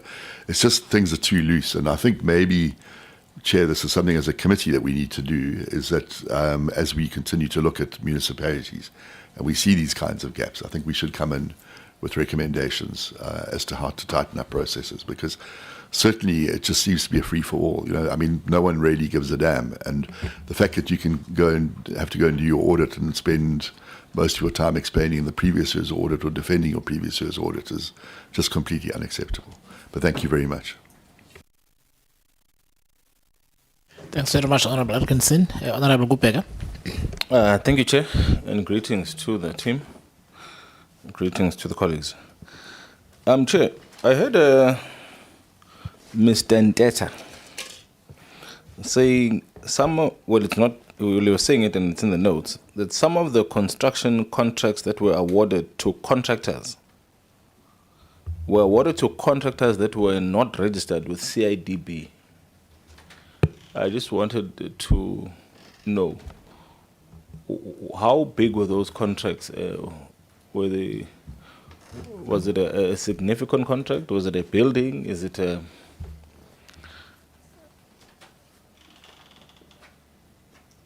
All right, so in terms of the details, I won't have the exact details, but for it to land up in the audit report, it's significant. And it would be a number of them. It probably wouldn't just be one. Okay. Do you perhaps know what kind of grading those contracts required? Because I understand that with my limited understanding of the CIDB gradings and how they work, for a project that is, for instance, an 8 GB or an 8 CE or 5 GB, 5 CE, that's a contract that's worth millions versus a contract that will possibly be a 1 GB or 1 CE. That's what I'm trying to gauge, the complexity of the contract, because if you do not have a CIDB grading and you are doing a complex project, what happens when that project or that building falls and you are not accredited with CIDB? Who do we then blame is what I'm trying to understand. And then I would work it backwards to say, who awarded the contract, knowing full well that the contractor didn't have a CIDB grading. And this is a clarity's sake, for clarity's sake, for our part, so that when the municipality arrives, we would know exactly what we are dealing with. All right. I think we'll have to look at the specifics. Maybe we can provide that to you before we leave, but we've got that on file. If maybe we can just okay, sure. come back on that. We can come back to it with if Chair will indulge us. There's a note here that says the deviations were approved by the accounting officer, even though it was not impractical to invite competitive bids. Could you talk us through that quickly? Just a brief explanation as to what exactly does that mean. I'm not sure if I'm getting it correctly as well, or my understanding is correct. All right. So the legislation is very clear. You know, deviations are allowed, but there must be extenuating circumstances. One of them is an emergency. If, as an example, there's a flood and you need, to act, you can't wait for a procurement process. You have to act immediately. So deviations are allowed in those situations where you have to act immediately because there's an urgent pressing matter that needs to be dealt with.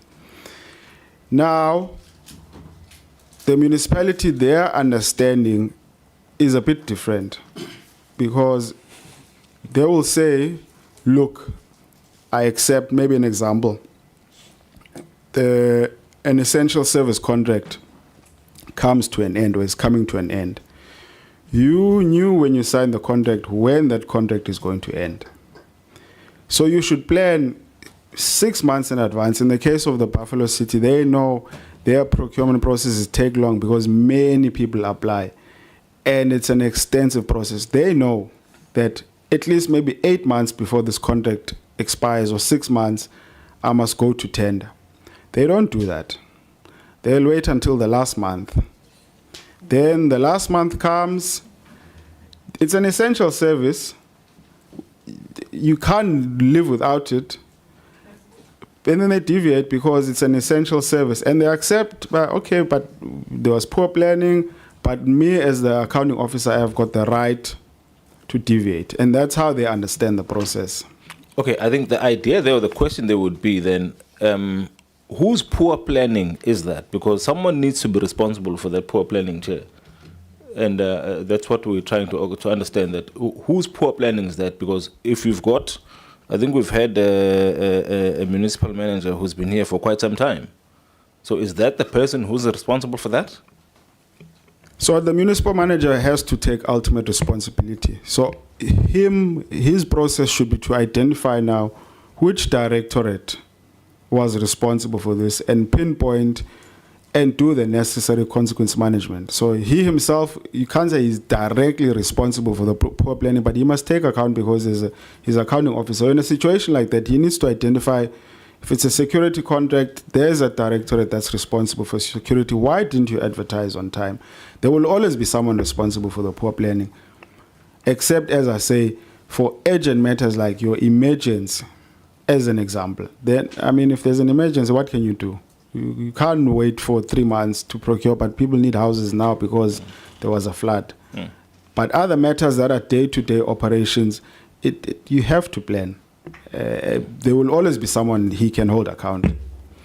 I think the next question will be, I'm not sure if you'll be able to answer it, is for me it seems as though these are just elaborate ways of stealing money from the municipality. They are not elaborate anymore because now it's become just blatant and obvious that no man, these people are doing this on purpose. So irregular expenditure by its nature will always have Elements of theft. always have that concern because there's a law, there's legislation that says this is how I must procure, and if you are circumventing that, there will always be that question. So obviously, as the auditors, we don't always have proof of, but there were deals behind the scenes because we only look at the document, but it always has that concern, especially the deviations. Another one, not specifically at this minute, but there's also this thing of panel of contractors. There's ways and means that are there in the system that get circumvented, and they always leave you with a question. But you can't now say there was corruption. But you'll always have that concern at the back of your mind. I think another comment is some goods and services within the prescribed transaction value for the competitive bids were procured without inviting competitive bids. That's all a recipe for theft. You've got you've got poor project planning, poor management, poor oversight processes, poor quality of workmanship, weak contract administration. And we often say and expect that these municipalities will have employed competent people. Do these people who are accounting officers here, and including the senior management, have the requisite qualifications? So look, we don't have any findings on the qualifications. So we believe everyone there, on paper at least, has got the qualifications. But there's a lot of, I suppose, factors, especially running a city as big as the metro, that lead to issues like this. But it's certainly not lack of qualifications. They know what they're supposed to do. The deviations one, they've got this specific interpretation that I, as the accounting officer, can deviate as long as I believe it's rational. So, Chair, we need to put some of these people in orange overalls. I think a lot of them deserve it. Under environmental management, material findings on wastewater treatment works not safeguarded or maintained, and wastewater treatment works operating without a valid license. Kanjan, like how? What is the logic, maybe for the mayor and the accounting officer there behind that one? I don't know if maybe you know. Maybe you'll indulge us, because I know it's not you, but maybe you could indulge us. All right, so it's hard to maybe clearly articulate the logic, but it's years of neglect, because it starts, by one wastewater treatment works having issues and then not being treated with the necessary agents. Then the next one, then the next one. Now you're sitting with 12. Now there's a funding issue. Where are they going to get the money from to deal with 12 water treatment works? So it was not nipped in the bud from the start, and then it just accumulates. That is the unfortunate problem. So you have to look at the infrastructure directorate when you ask these questions, because that would rest squarely on them, because it's years of neglect. And they accumulate. Now, I think they gave us a very high figure now in terms of what would be required to fix all these issues, and I can't see where they're going to get that money from. They've got asset management consultants and financial reporting consultants. The figure looks staggering. Especially if all of these things are still not up to date. Your asset register is still messed up. The financial reporting is also still messed up.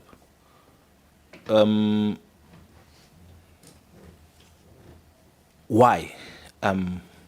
according to you, maybe they'll give us their own explanation as to why that is the case. Because on asset management consultants, 10.5 million. It's too much. Yeah, I know the figure doubled. Those asset consultants, I think they were there on site for most of the year. You can see it's doubled. It's clearly a concern. Maybe it would be less of a concern if they managed to fix the issues, Yes. but now they didn't. And maybe that's one of the things, as I said, I reflected with the mayor, this accounting policy that they're using of revaluation means that every year they need to go have this comprehensive assessment of their assets. And if they're not building their own internal capacity, this is likely to be an ongoing thing. So it's something they need to look at. Do they really need to continue with this revaluation method? Because it's onerous. Every year you need to do that assessment of this revaluation at a huge cost. And if you don't have capacity, you're going to have to pay the consultants. Because they are wasting money. Mele beboshwe labantu. Sorry, can I just ask a question? So and this is on the assets, right? The alternative is what? I don't want to get ahead of myself. The alternative is cost. So with cost, you keep it in the asset register at the cost that you purchased it for, and then you depreciate year on year. So you bought it for 10,000. Now it's 5 years. You depreciate over 5 years. That's 2,000 a year. It's simple. With the revaluation, you have to assess. Okay, you bought it at 10,000. Then when you come back again this year, something has happened and the market value has increased. You have to assess that market value this year. Then the following year, market value has increased. You have to assess the market value again. So you find the value of the asset keeps increasing, actually. That's what happens.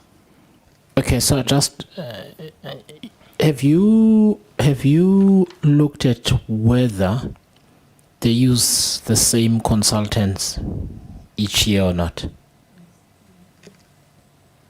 Yes, the consultant has a 3-year contract. Okay, all right. Sorry, Honourable Member, if I can also respond then to your CIDP. We identified on the project they needed a grade 8 for the bulk infrastructure upgrade. 8 CE or 8 GB? Okay, I don't have the specifics, but they needed grade 8. Okay, was that a reservoir? Yes. Bulk infrastructure upgrade. So Okay, that that's would a CE. be There would be an that'd 8 be- CE. Yeah. That would be a water project. So that is for sure a contract that is worth over 50 million rands at least. 30 million. 30 million. Oh, okay.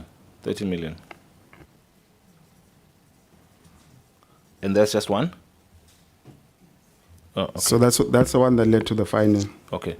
And then lastly, Chair, I think when we spoke about the reservoirs and all of that being maintained earlier, their budget for maintenance is at 1%.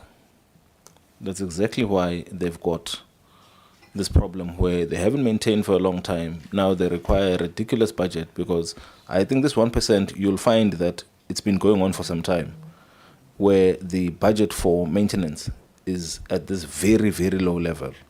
Would you have a year-on-year budget for maintenance over the past maybe 2-3 years? I'm trying to answer the question of why there is an issue with the lack of maintenance. And with that, Chair, that's my final one. Thank you. All right, we can also get that information from you. It would be available from our file. Thank you.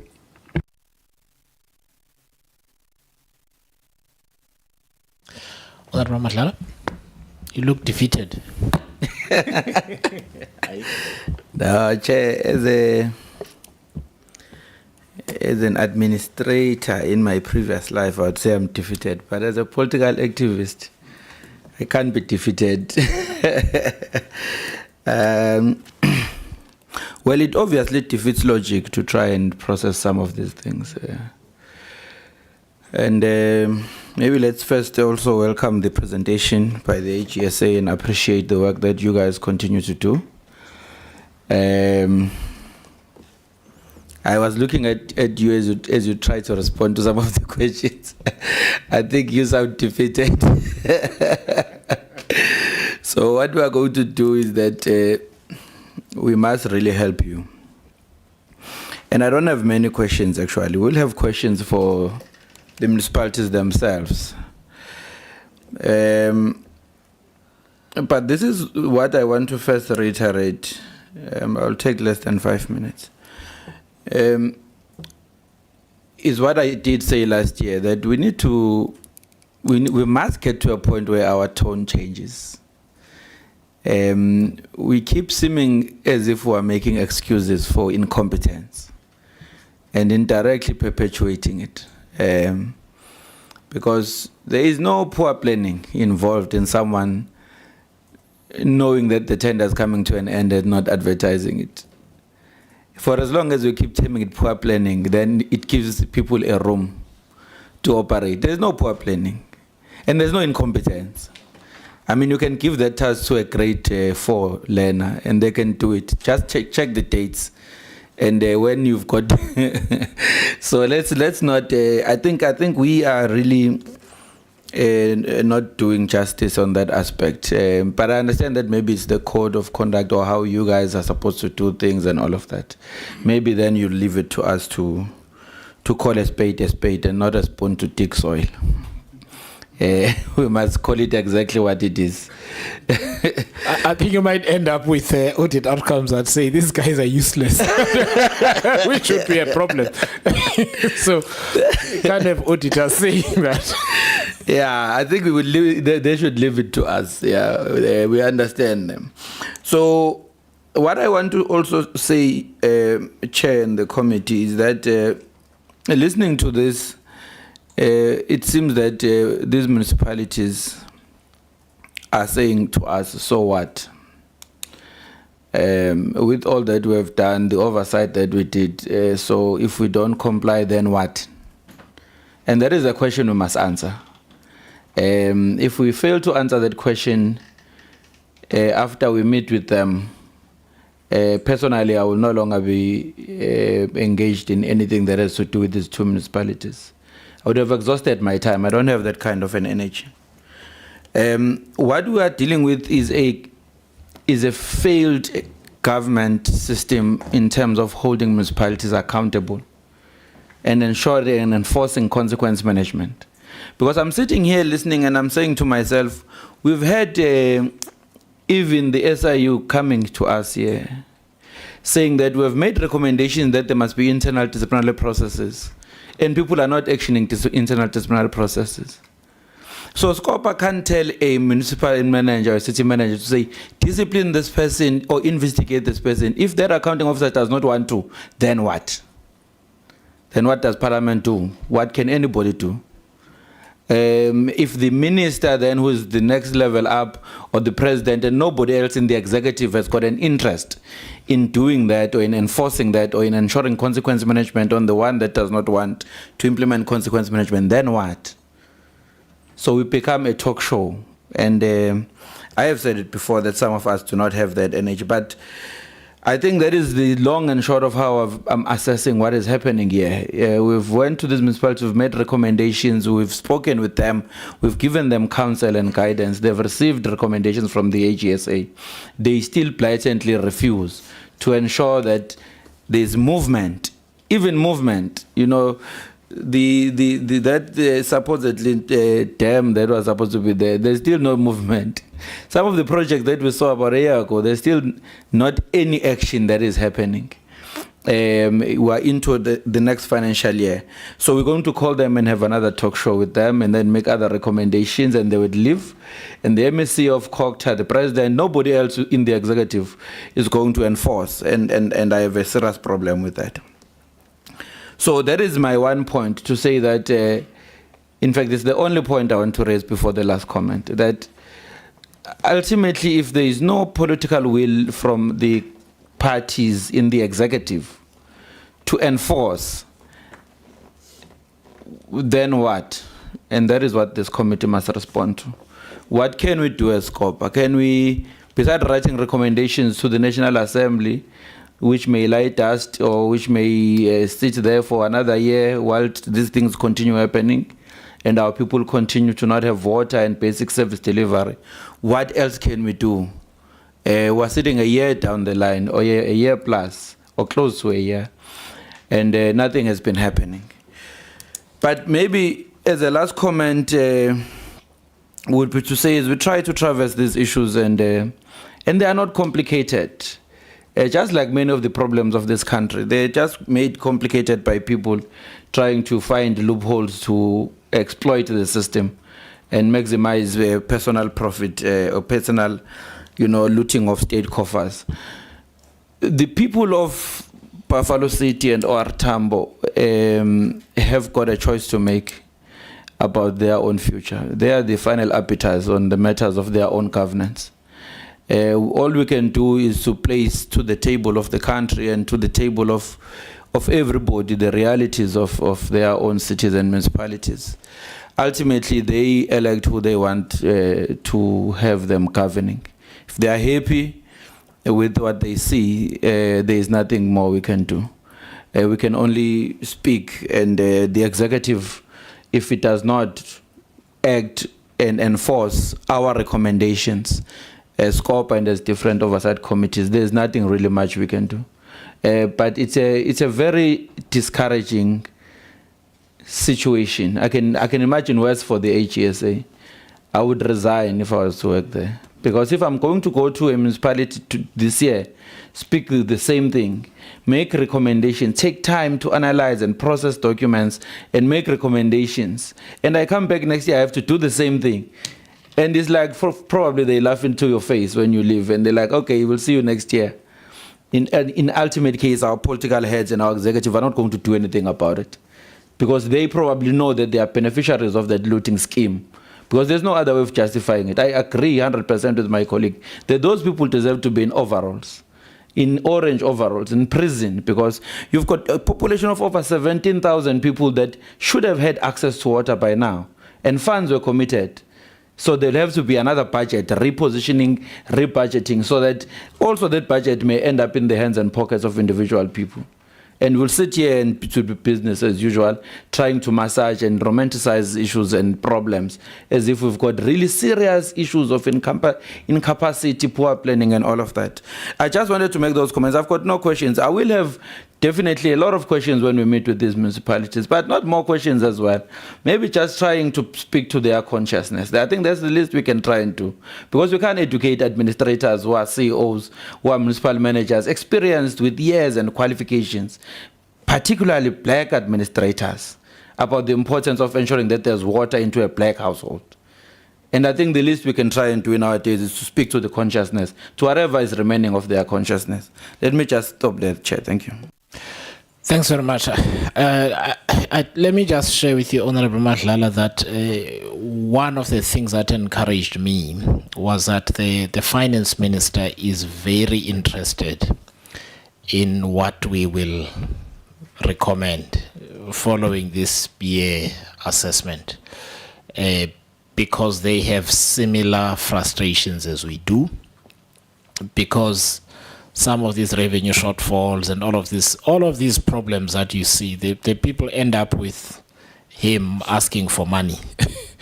And they then look at the same story. And what I'm trying to say is that let's not underestimate the power of our own conclusions, because it does empower departments which might otherwise seem to be interfering. If Parliament asks them within the confines of legislation to also make interventions, it's appreciated, because we've now done the assessment, and this will have completed this round.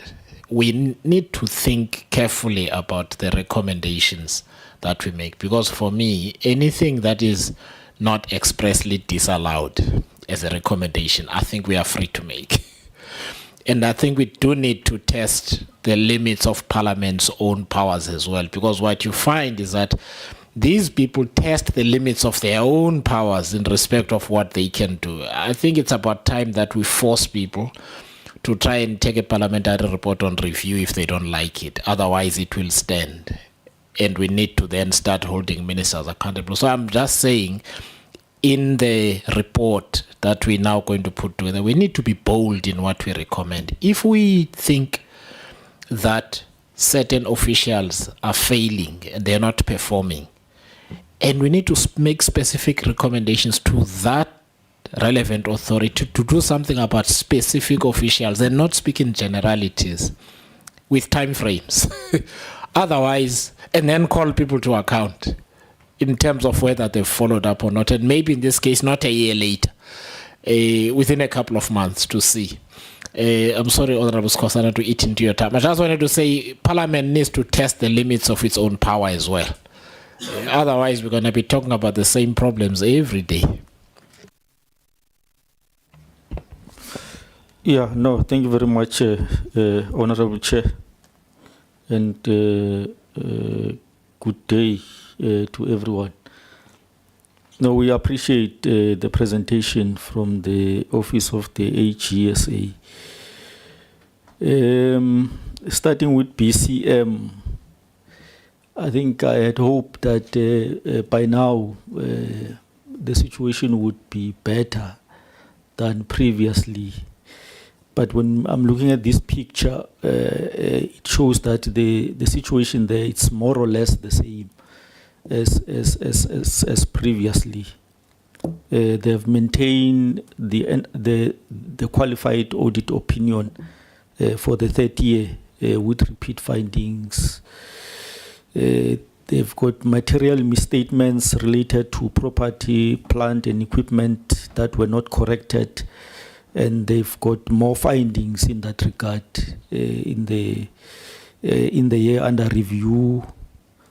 They only achieved 55% of their key service delivery targets, which means they only did half of what they were supposed to do, of what they set themselves to do in relation to service delivery. So that's a very bad picture. Now, coming to the issue of irregular expenditure, I assume that the 1.14 billion rand is only for the year under review, 2024-2025 years, because the accumulative one is around 11 billion rand. So my question here is, what is the driver of this 1.14 billion rands? Because for just one financial year, I think it's too much. What is the main driver of this particular amount? Okay, so the main issue that they have is these deviations.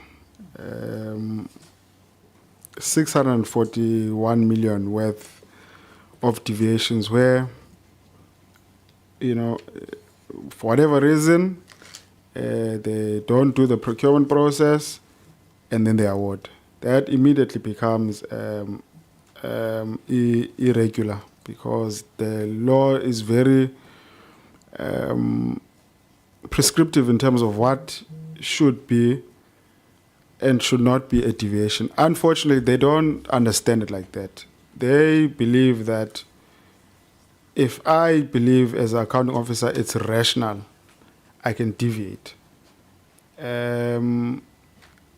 So there's that misapplication of the law. So until that part is sorted out, we are likely to see this. But the deviations are a big cause of this, even in previous years. So you'll find, even on the presentation, we say there's 486 million. That is from ongoing conduct, but you'll find most of that is from deviations as well. So that is the real main issue. Without the deviations, that irregular maybe would be less than half of what it is. Okay. No, I get your point.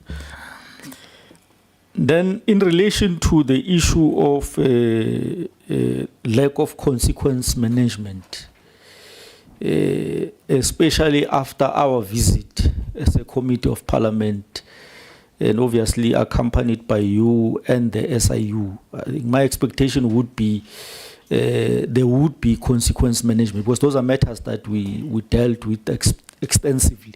Even if there were no consequence management before, but at least after our visit, my expectation was that there would be consequence management. What is their response with regard to the issue of consequence management? So the consequence management is unfortunate, because the first step to consequence management is you need to investigate the cause of these issues, particularly the irregular, fruitless, and wasteful expenditure overseen by MPEC. So already from the start, they don't do that. So you don't investigate what was the cause of this irregular, fruitless, and wasteful. Your investigation is going to tell you who's responsible.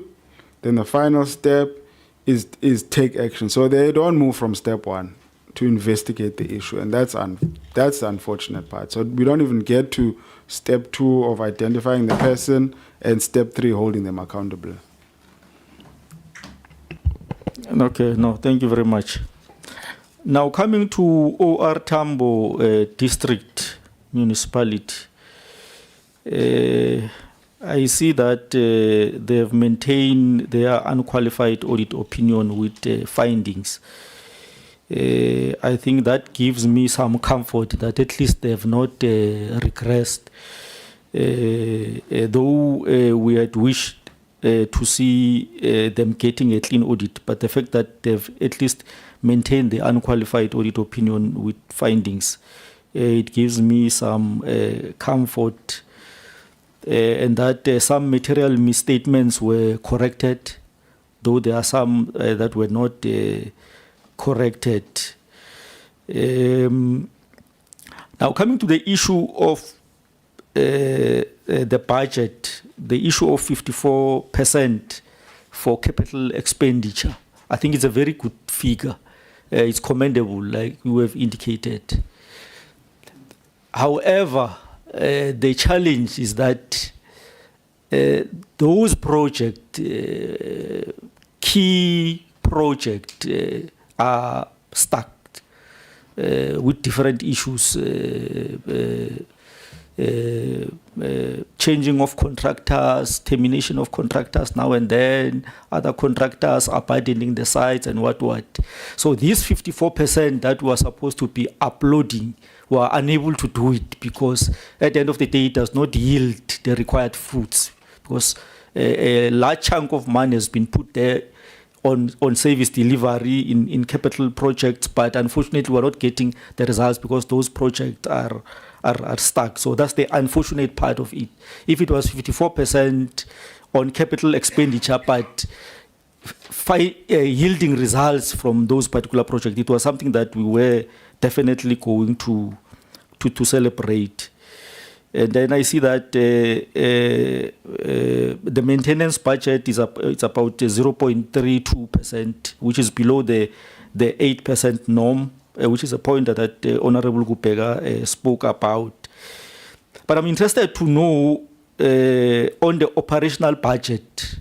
I don't know if you are able to tell us how is it constituted, what percentage is the employee cost, and what percentage are other expenses within the operational expenditure, so as to see why are they unable to budget 8% for maintenance. If we can get that, if we are able to give us that kind of a picture. Thank you, Honorable Chair. Employee costs, Honorable Member, employee costs is very high. They spend 724 million on employee costs. What percentage is that? So it would be, I'll have to do a quick calculation, but it takes up half that more than half that operating budget. So that's a big cost. Then the other operational costs are not so high. They spend 170 million on operational costs, 80 million on contract costs, inventory 110 million. The big bulk of that operational expenditure is the employee-related costs. So that's 724 million. Yeah. So if you can do a quick calc, I can do that.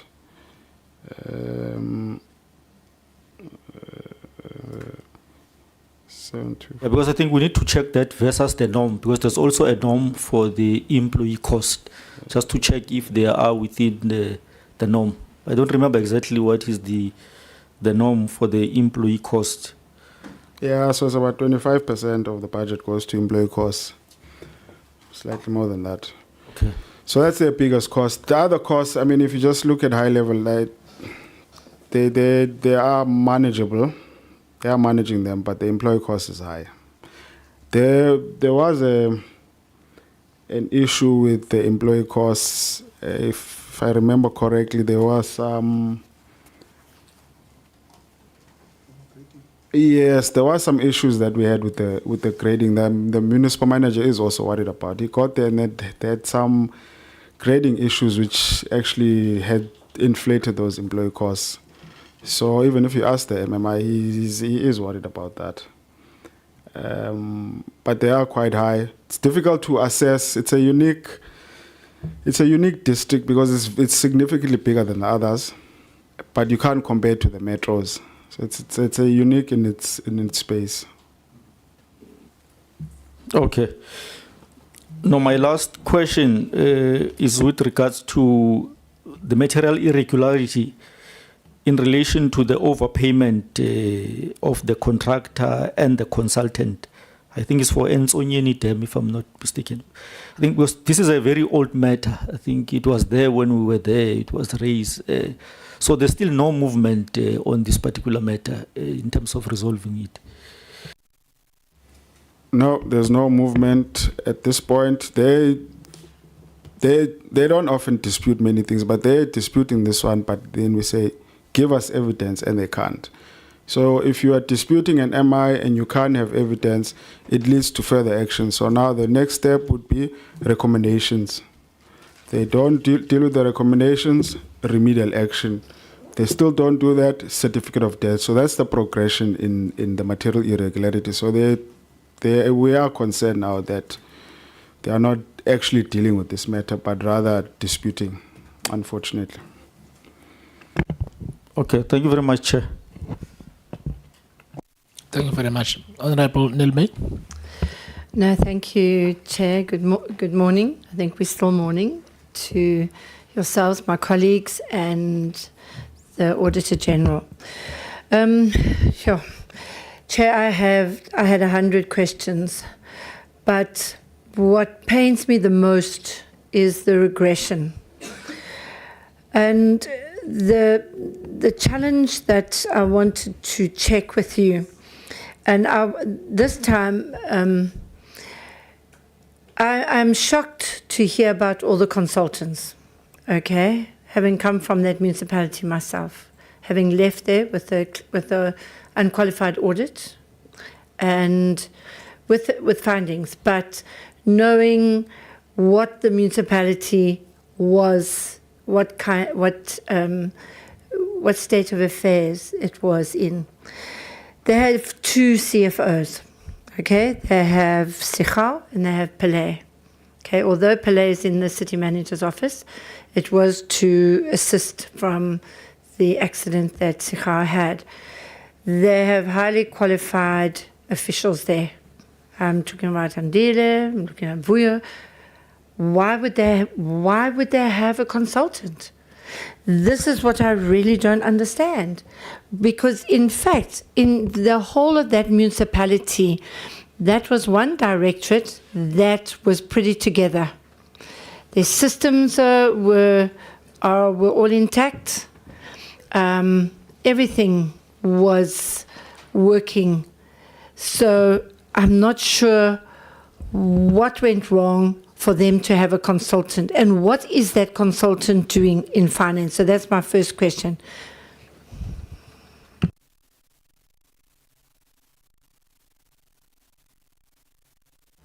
So it's tricky then to unpack that. As you say, there was a time when they were unqualified with findings. So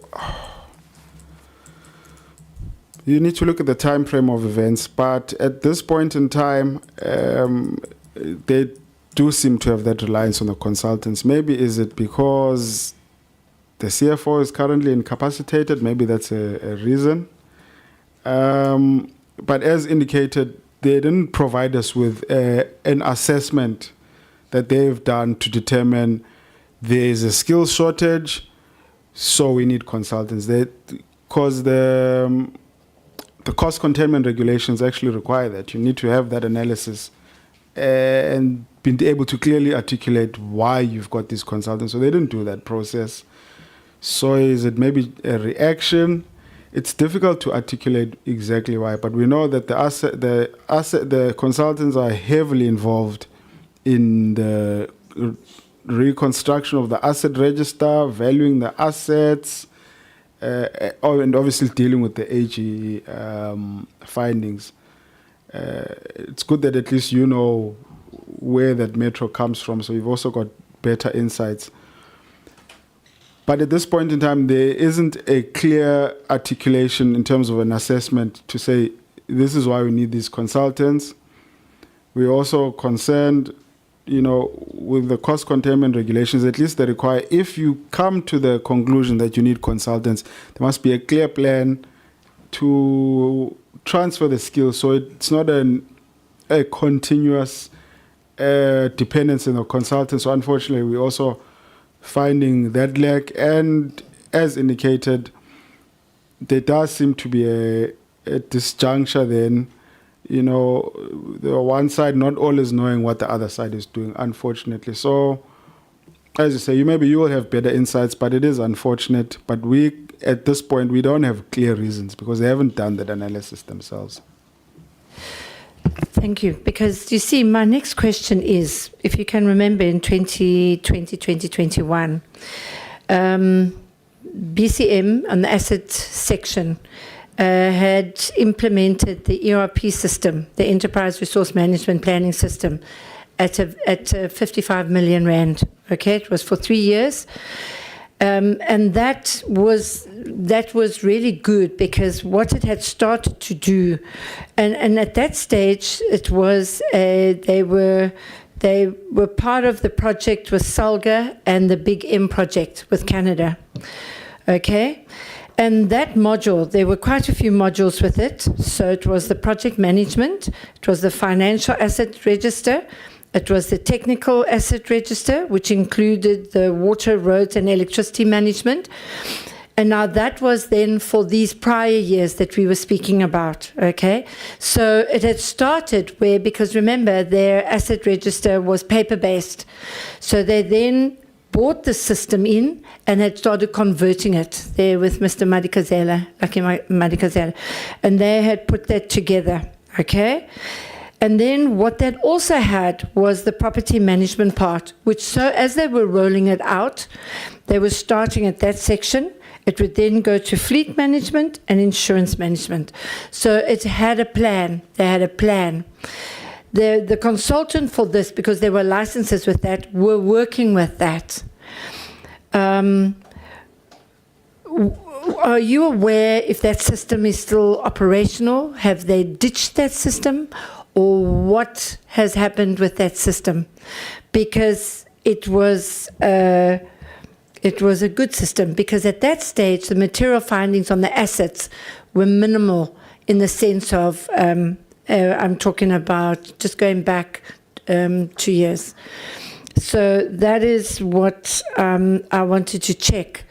Because they'd been using some BFP system then, but the system is the Enterprise Resource Planning, which was a very good system that they had purchased at that stage.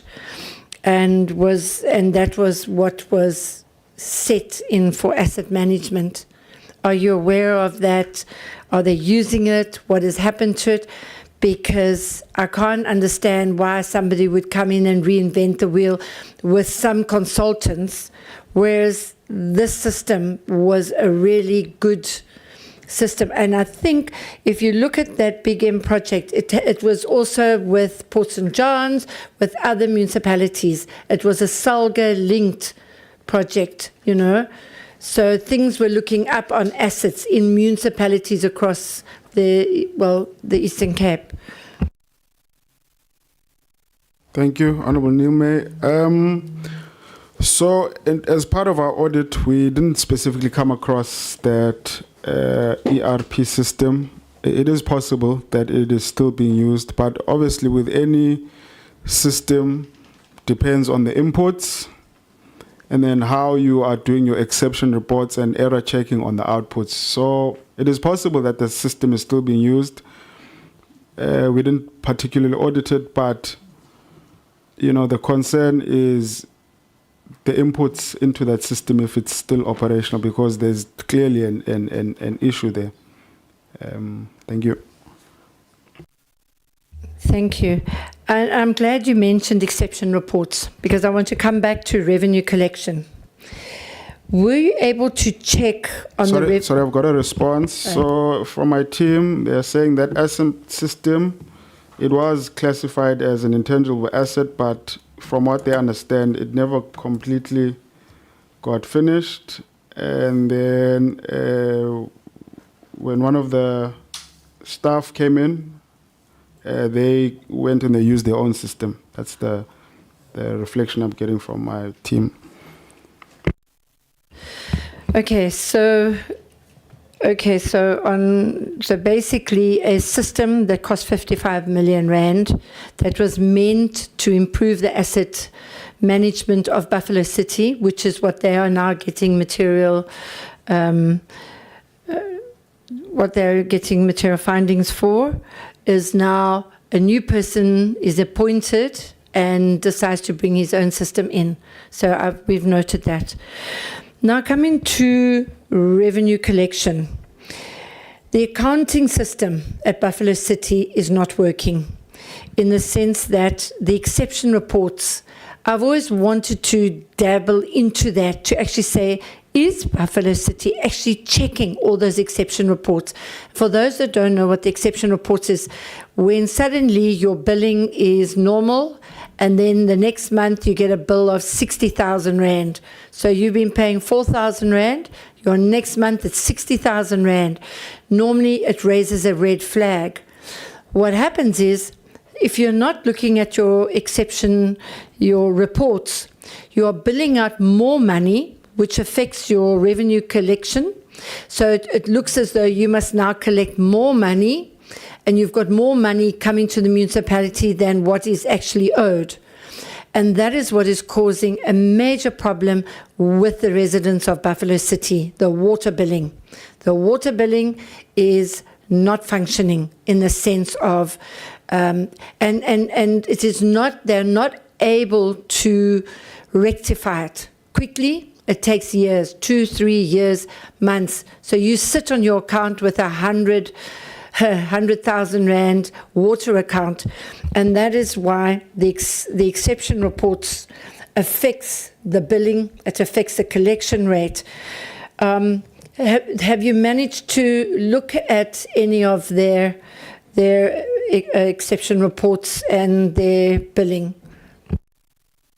Thank you, Honorable Nilme. So how we approach the revenue, we kind of do our own exception reporting, because we'll get from the infrastructure directorate, where are all the meters? Then we'll do your data analytics to cross-reference them to all the meters that are being billed, and that normally kicks out to say, okay, well, this meter is actually not being billed. So that's how they've got that qualified audit opinion on revenue in different years. So as indicated last year, we still had problems. Obviously, their materiality is very high, so some problems are quite extensive, but they end up not necessarily being material. So it's something that we have been reporting on. So in terms of our audit process, how we followed it, we didn't identify those significant issues, but there were issues. I do know about the billing problems. I also got a very surprising bill in January. I do accept there are those issues, but at this point, how we're approaching it, they didn't become material, but they were still there. Sorry, Chair, I've got a few more questions. You see, I noticed where some of the billing came in, and they say you can't argue with the computer. When BCX, that's it, BCX is when they came in with that system of accounting. That's where the accounting system somehow doesn't marry with some of the billing. And I'm still convinced that that is something that they need to really go into on the accounting system, especially with the billing. I want to come to plant and equipment. You said something that it was 86 billion unaccounted for. Is that yellow plant? Is that I'm looking to see the plant and equipment unaccounted for. That is, what was that figure again?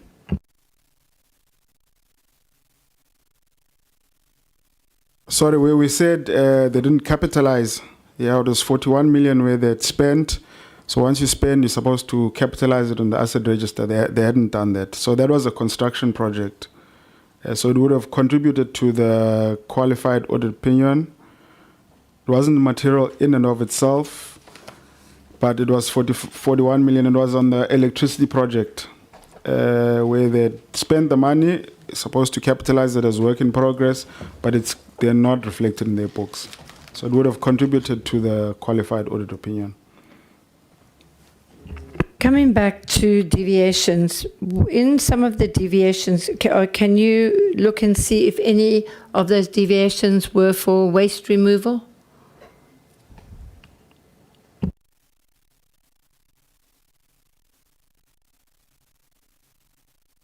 Okay, so we've got some specific deviations. I just want to quickly open them up.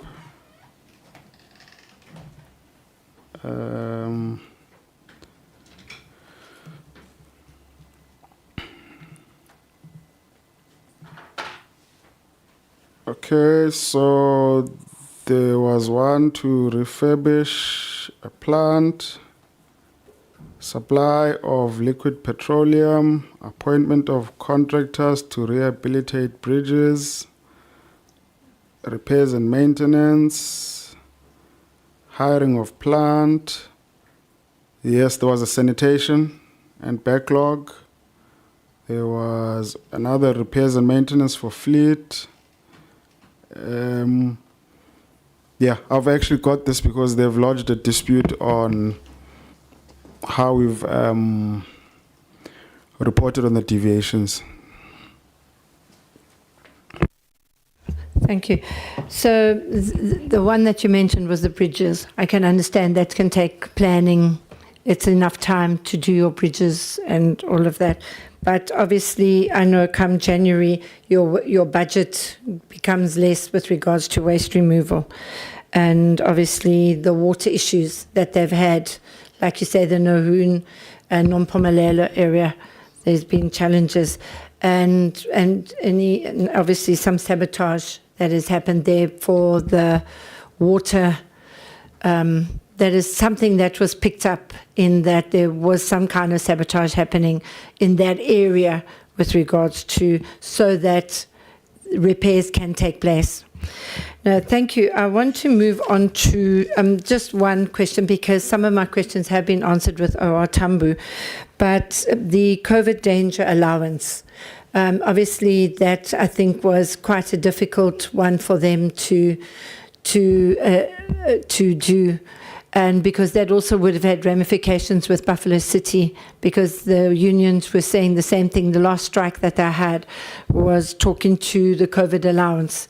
And they have taken action. Can you tell me what action have they actually taken in recuperating that money? Thank you.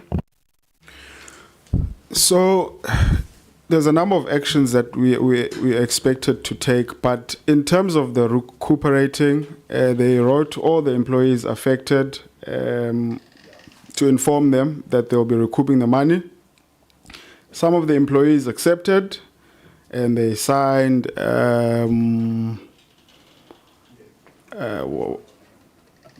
letters of acknowledgement, and then they'll get the money deducted.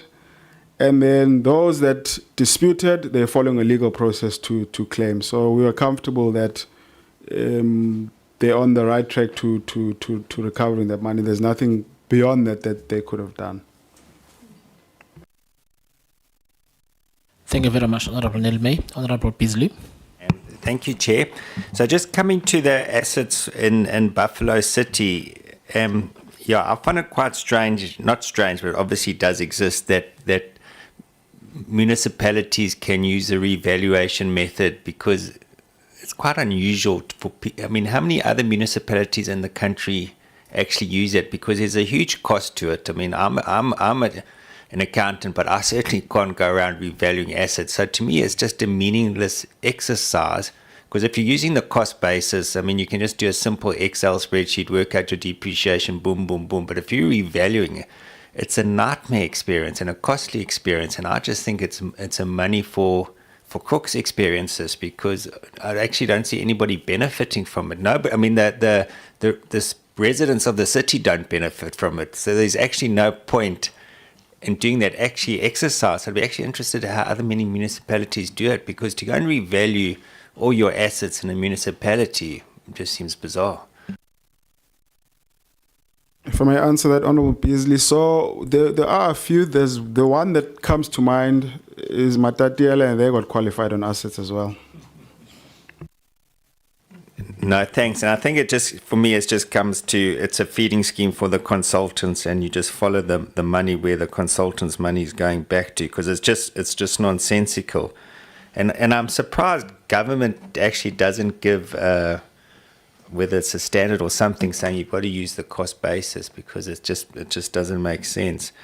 And then in terms of, I see electricity losses at 32%. I mean, that's one of the highest I've come across.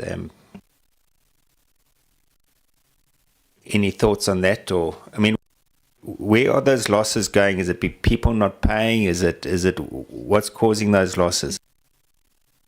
All right, so it's normally a combination, but you get obviously I'm trying to look for the word for it, those people that are pinching the electricity, illegal connection, you find a lot of that. But then maybe also some distribution losses from maybe faults, infrastructure issues. So you'll find normally there's a combination of that. And then the municipalities normally disclose that split. If we can just quickly look at the Fs, it will tell you. But it is normally that split. So the norm is 7 to 10%, so 32% is high. And then when you also look at the figure of 800 million, that's high. That's very, very high. Yeah. No, thanks. It is high. And then my understanding in terms of consequence management, it should be the city manager that oversees it. Is that correct? The consequence management? Yes, correct. So from the officials' point of view, ultimately the city manager needs to institute that. You know, with legislation, there are various processes that you want to look at. MPEC also needs to oversee whether this irregular expenditure is being investigated. Then they would obviously then oversee that process, maybe from the point of view that they're also independent. And then their recommendations would need to be implemented by the accounting officer. So consequence management, I suppose, doesn't just only end with the legislated one, because really legislation talks to the unauthorized, irregular, and fruitless waste. But normal things like the qualified outcome. You gave me a qualified outcome last year, you gave me a qualified outcome this year. It's not legislated specific, but there must be consequence management, because now I'm getting this big salary and I'm not contributing. All these project management issues, there should be consequence management. So, there's the specific one under Section 32 of the MFMA, but there's also the normal day-to-day consequence. But like all of us who are employees, if we do something wrong, there must be something that happens. And I think the challenge to this is you don't have to answer it, and is that if the city manager's got his own skeletons in the closet, it's consequence management is not going to happen. So somehow we need to come up, because if he's corrupt and crooked, it just makes it impossible. So maybe it's something to look at in time. Chair is I don't know, because if the city manager refuses to implement consequence management, it's just not going to happen. And then you mentioned you guys are considering further action. If you can just expand on that in terms of material irregularity, because one of the criticisms, and maybe it's an unfair criticism, is that the Auditor General is not using their full powers in terms of certificate of debt, I think it's called, yeah. All right, so I think the way the legislation was written was also designed to be fair to the municipal manager. It starts off with a material irregularity. Then you give him space to deal with it. Then if he's not dealing with it, you go for recommendations. Then recommendations are written in the audit report, and they'll specifically tell you that we recommend that the accounting officer do X, Y, and Z. Then you give him some time to deal with that. And then you come back, he hasn't dealt with the recommendations, it goes for remedial action. So the remedial action is binding. Then that's the last step before the certificate of debt.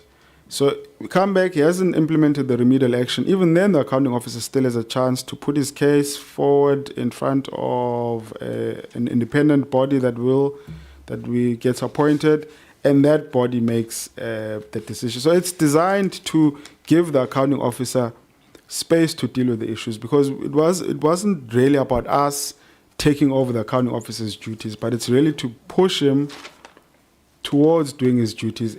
And once it gets to certificate of debt, there can be no argument that we were prejudiced him or unfair.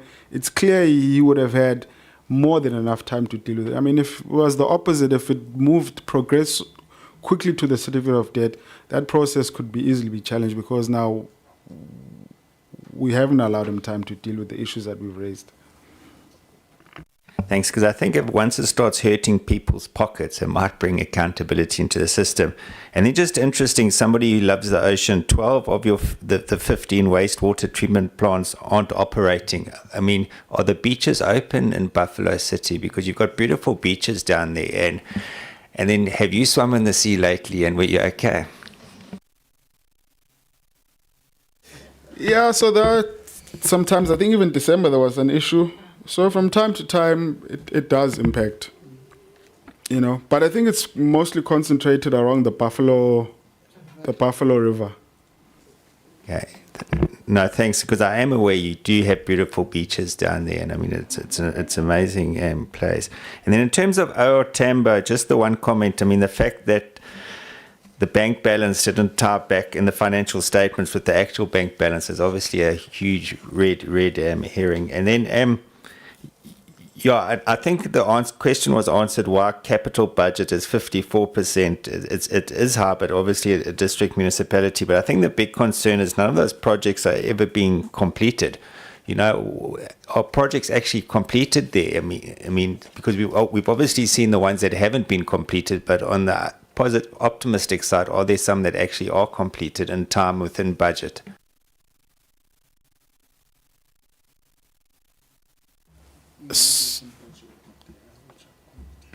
Yeah, so there are some that are completed, but you can see the balance is more towards the ones that are not completed. And as indicated, even some that are completed, there's no water. Sure.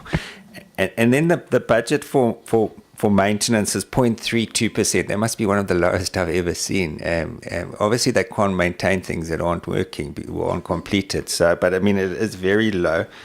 And then I think in terms of the debtors for both, I think, one of the reasons why it's so difficult is people just aren't getting services. So if you aren't getting services, you don't pay for what you're getting. So it just makes things worse and worse and worse. And so that's just a comment. Yeah, but thanks to you and your team for this work. It must get quite depressing, but it's important work. So keep at it. And I think our role is to try and help in the ecosystem and improve things. Thank you, Chair.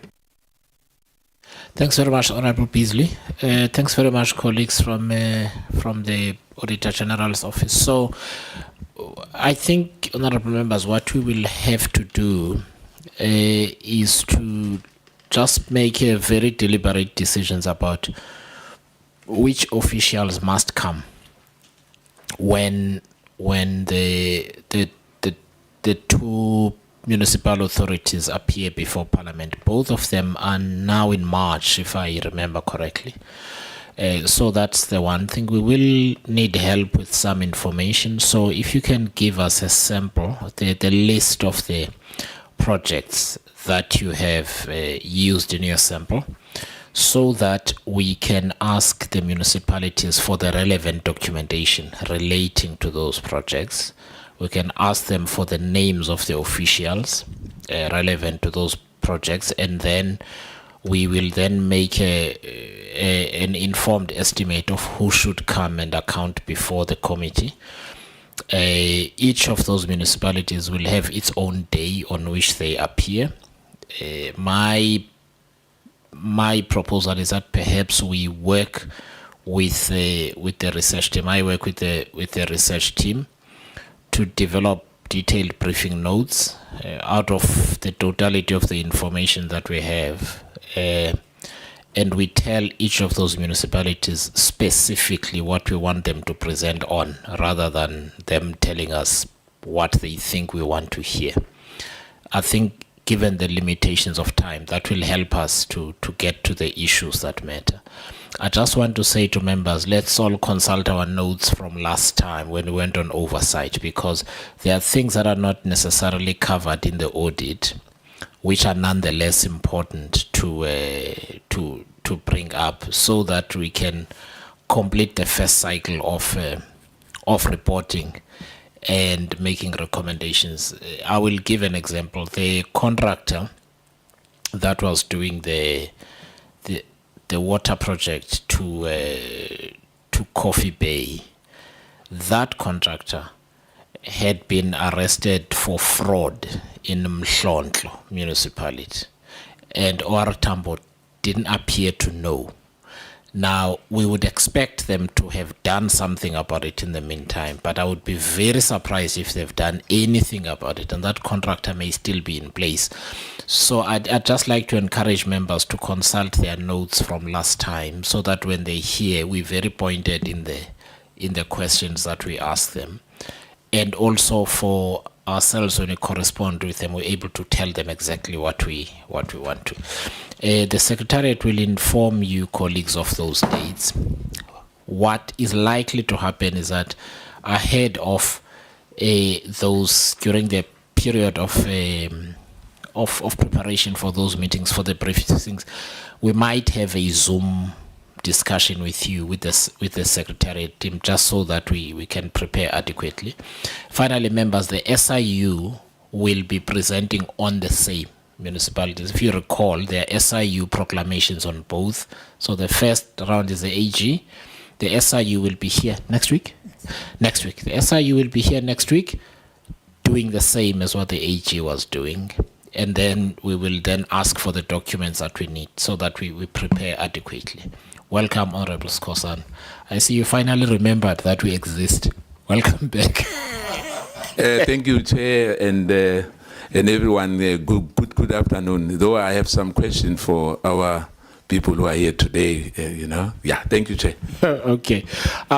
Since we're wrapping up, because you were not here, I will still allow you 2 to 3 questions, so that your visit is worthwhile, because you visit us these days.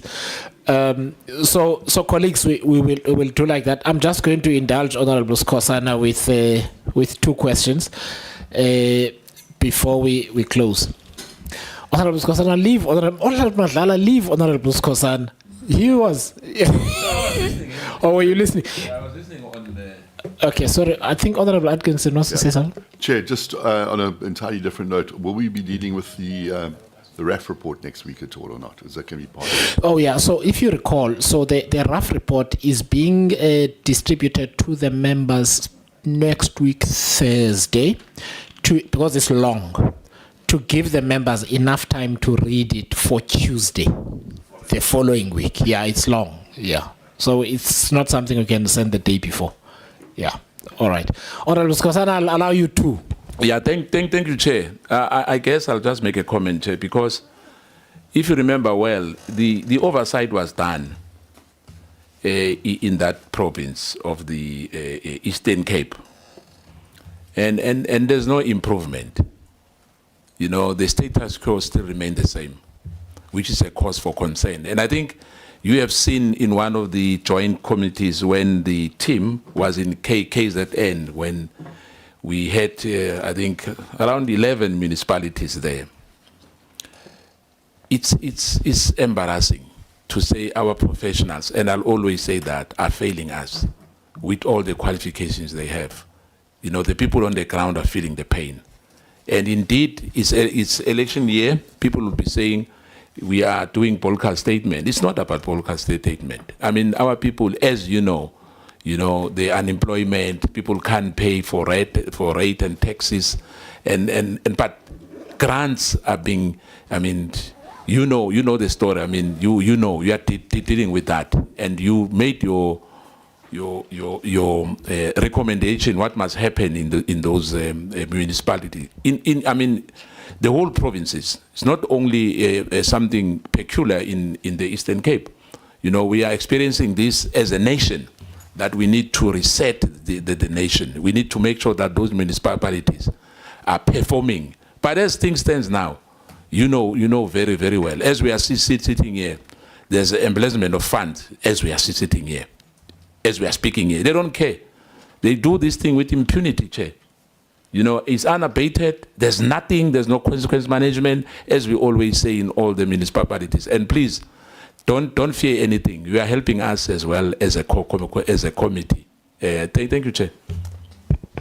Thank you. Honorable Skosana has seen worse the ad hoc, so I'm sure he can deal with the municipal guys.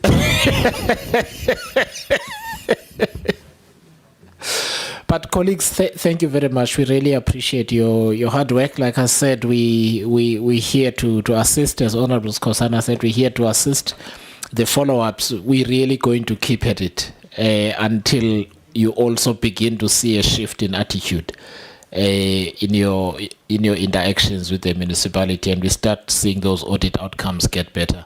Honorable members, thank you very much. We shall see each other next week.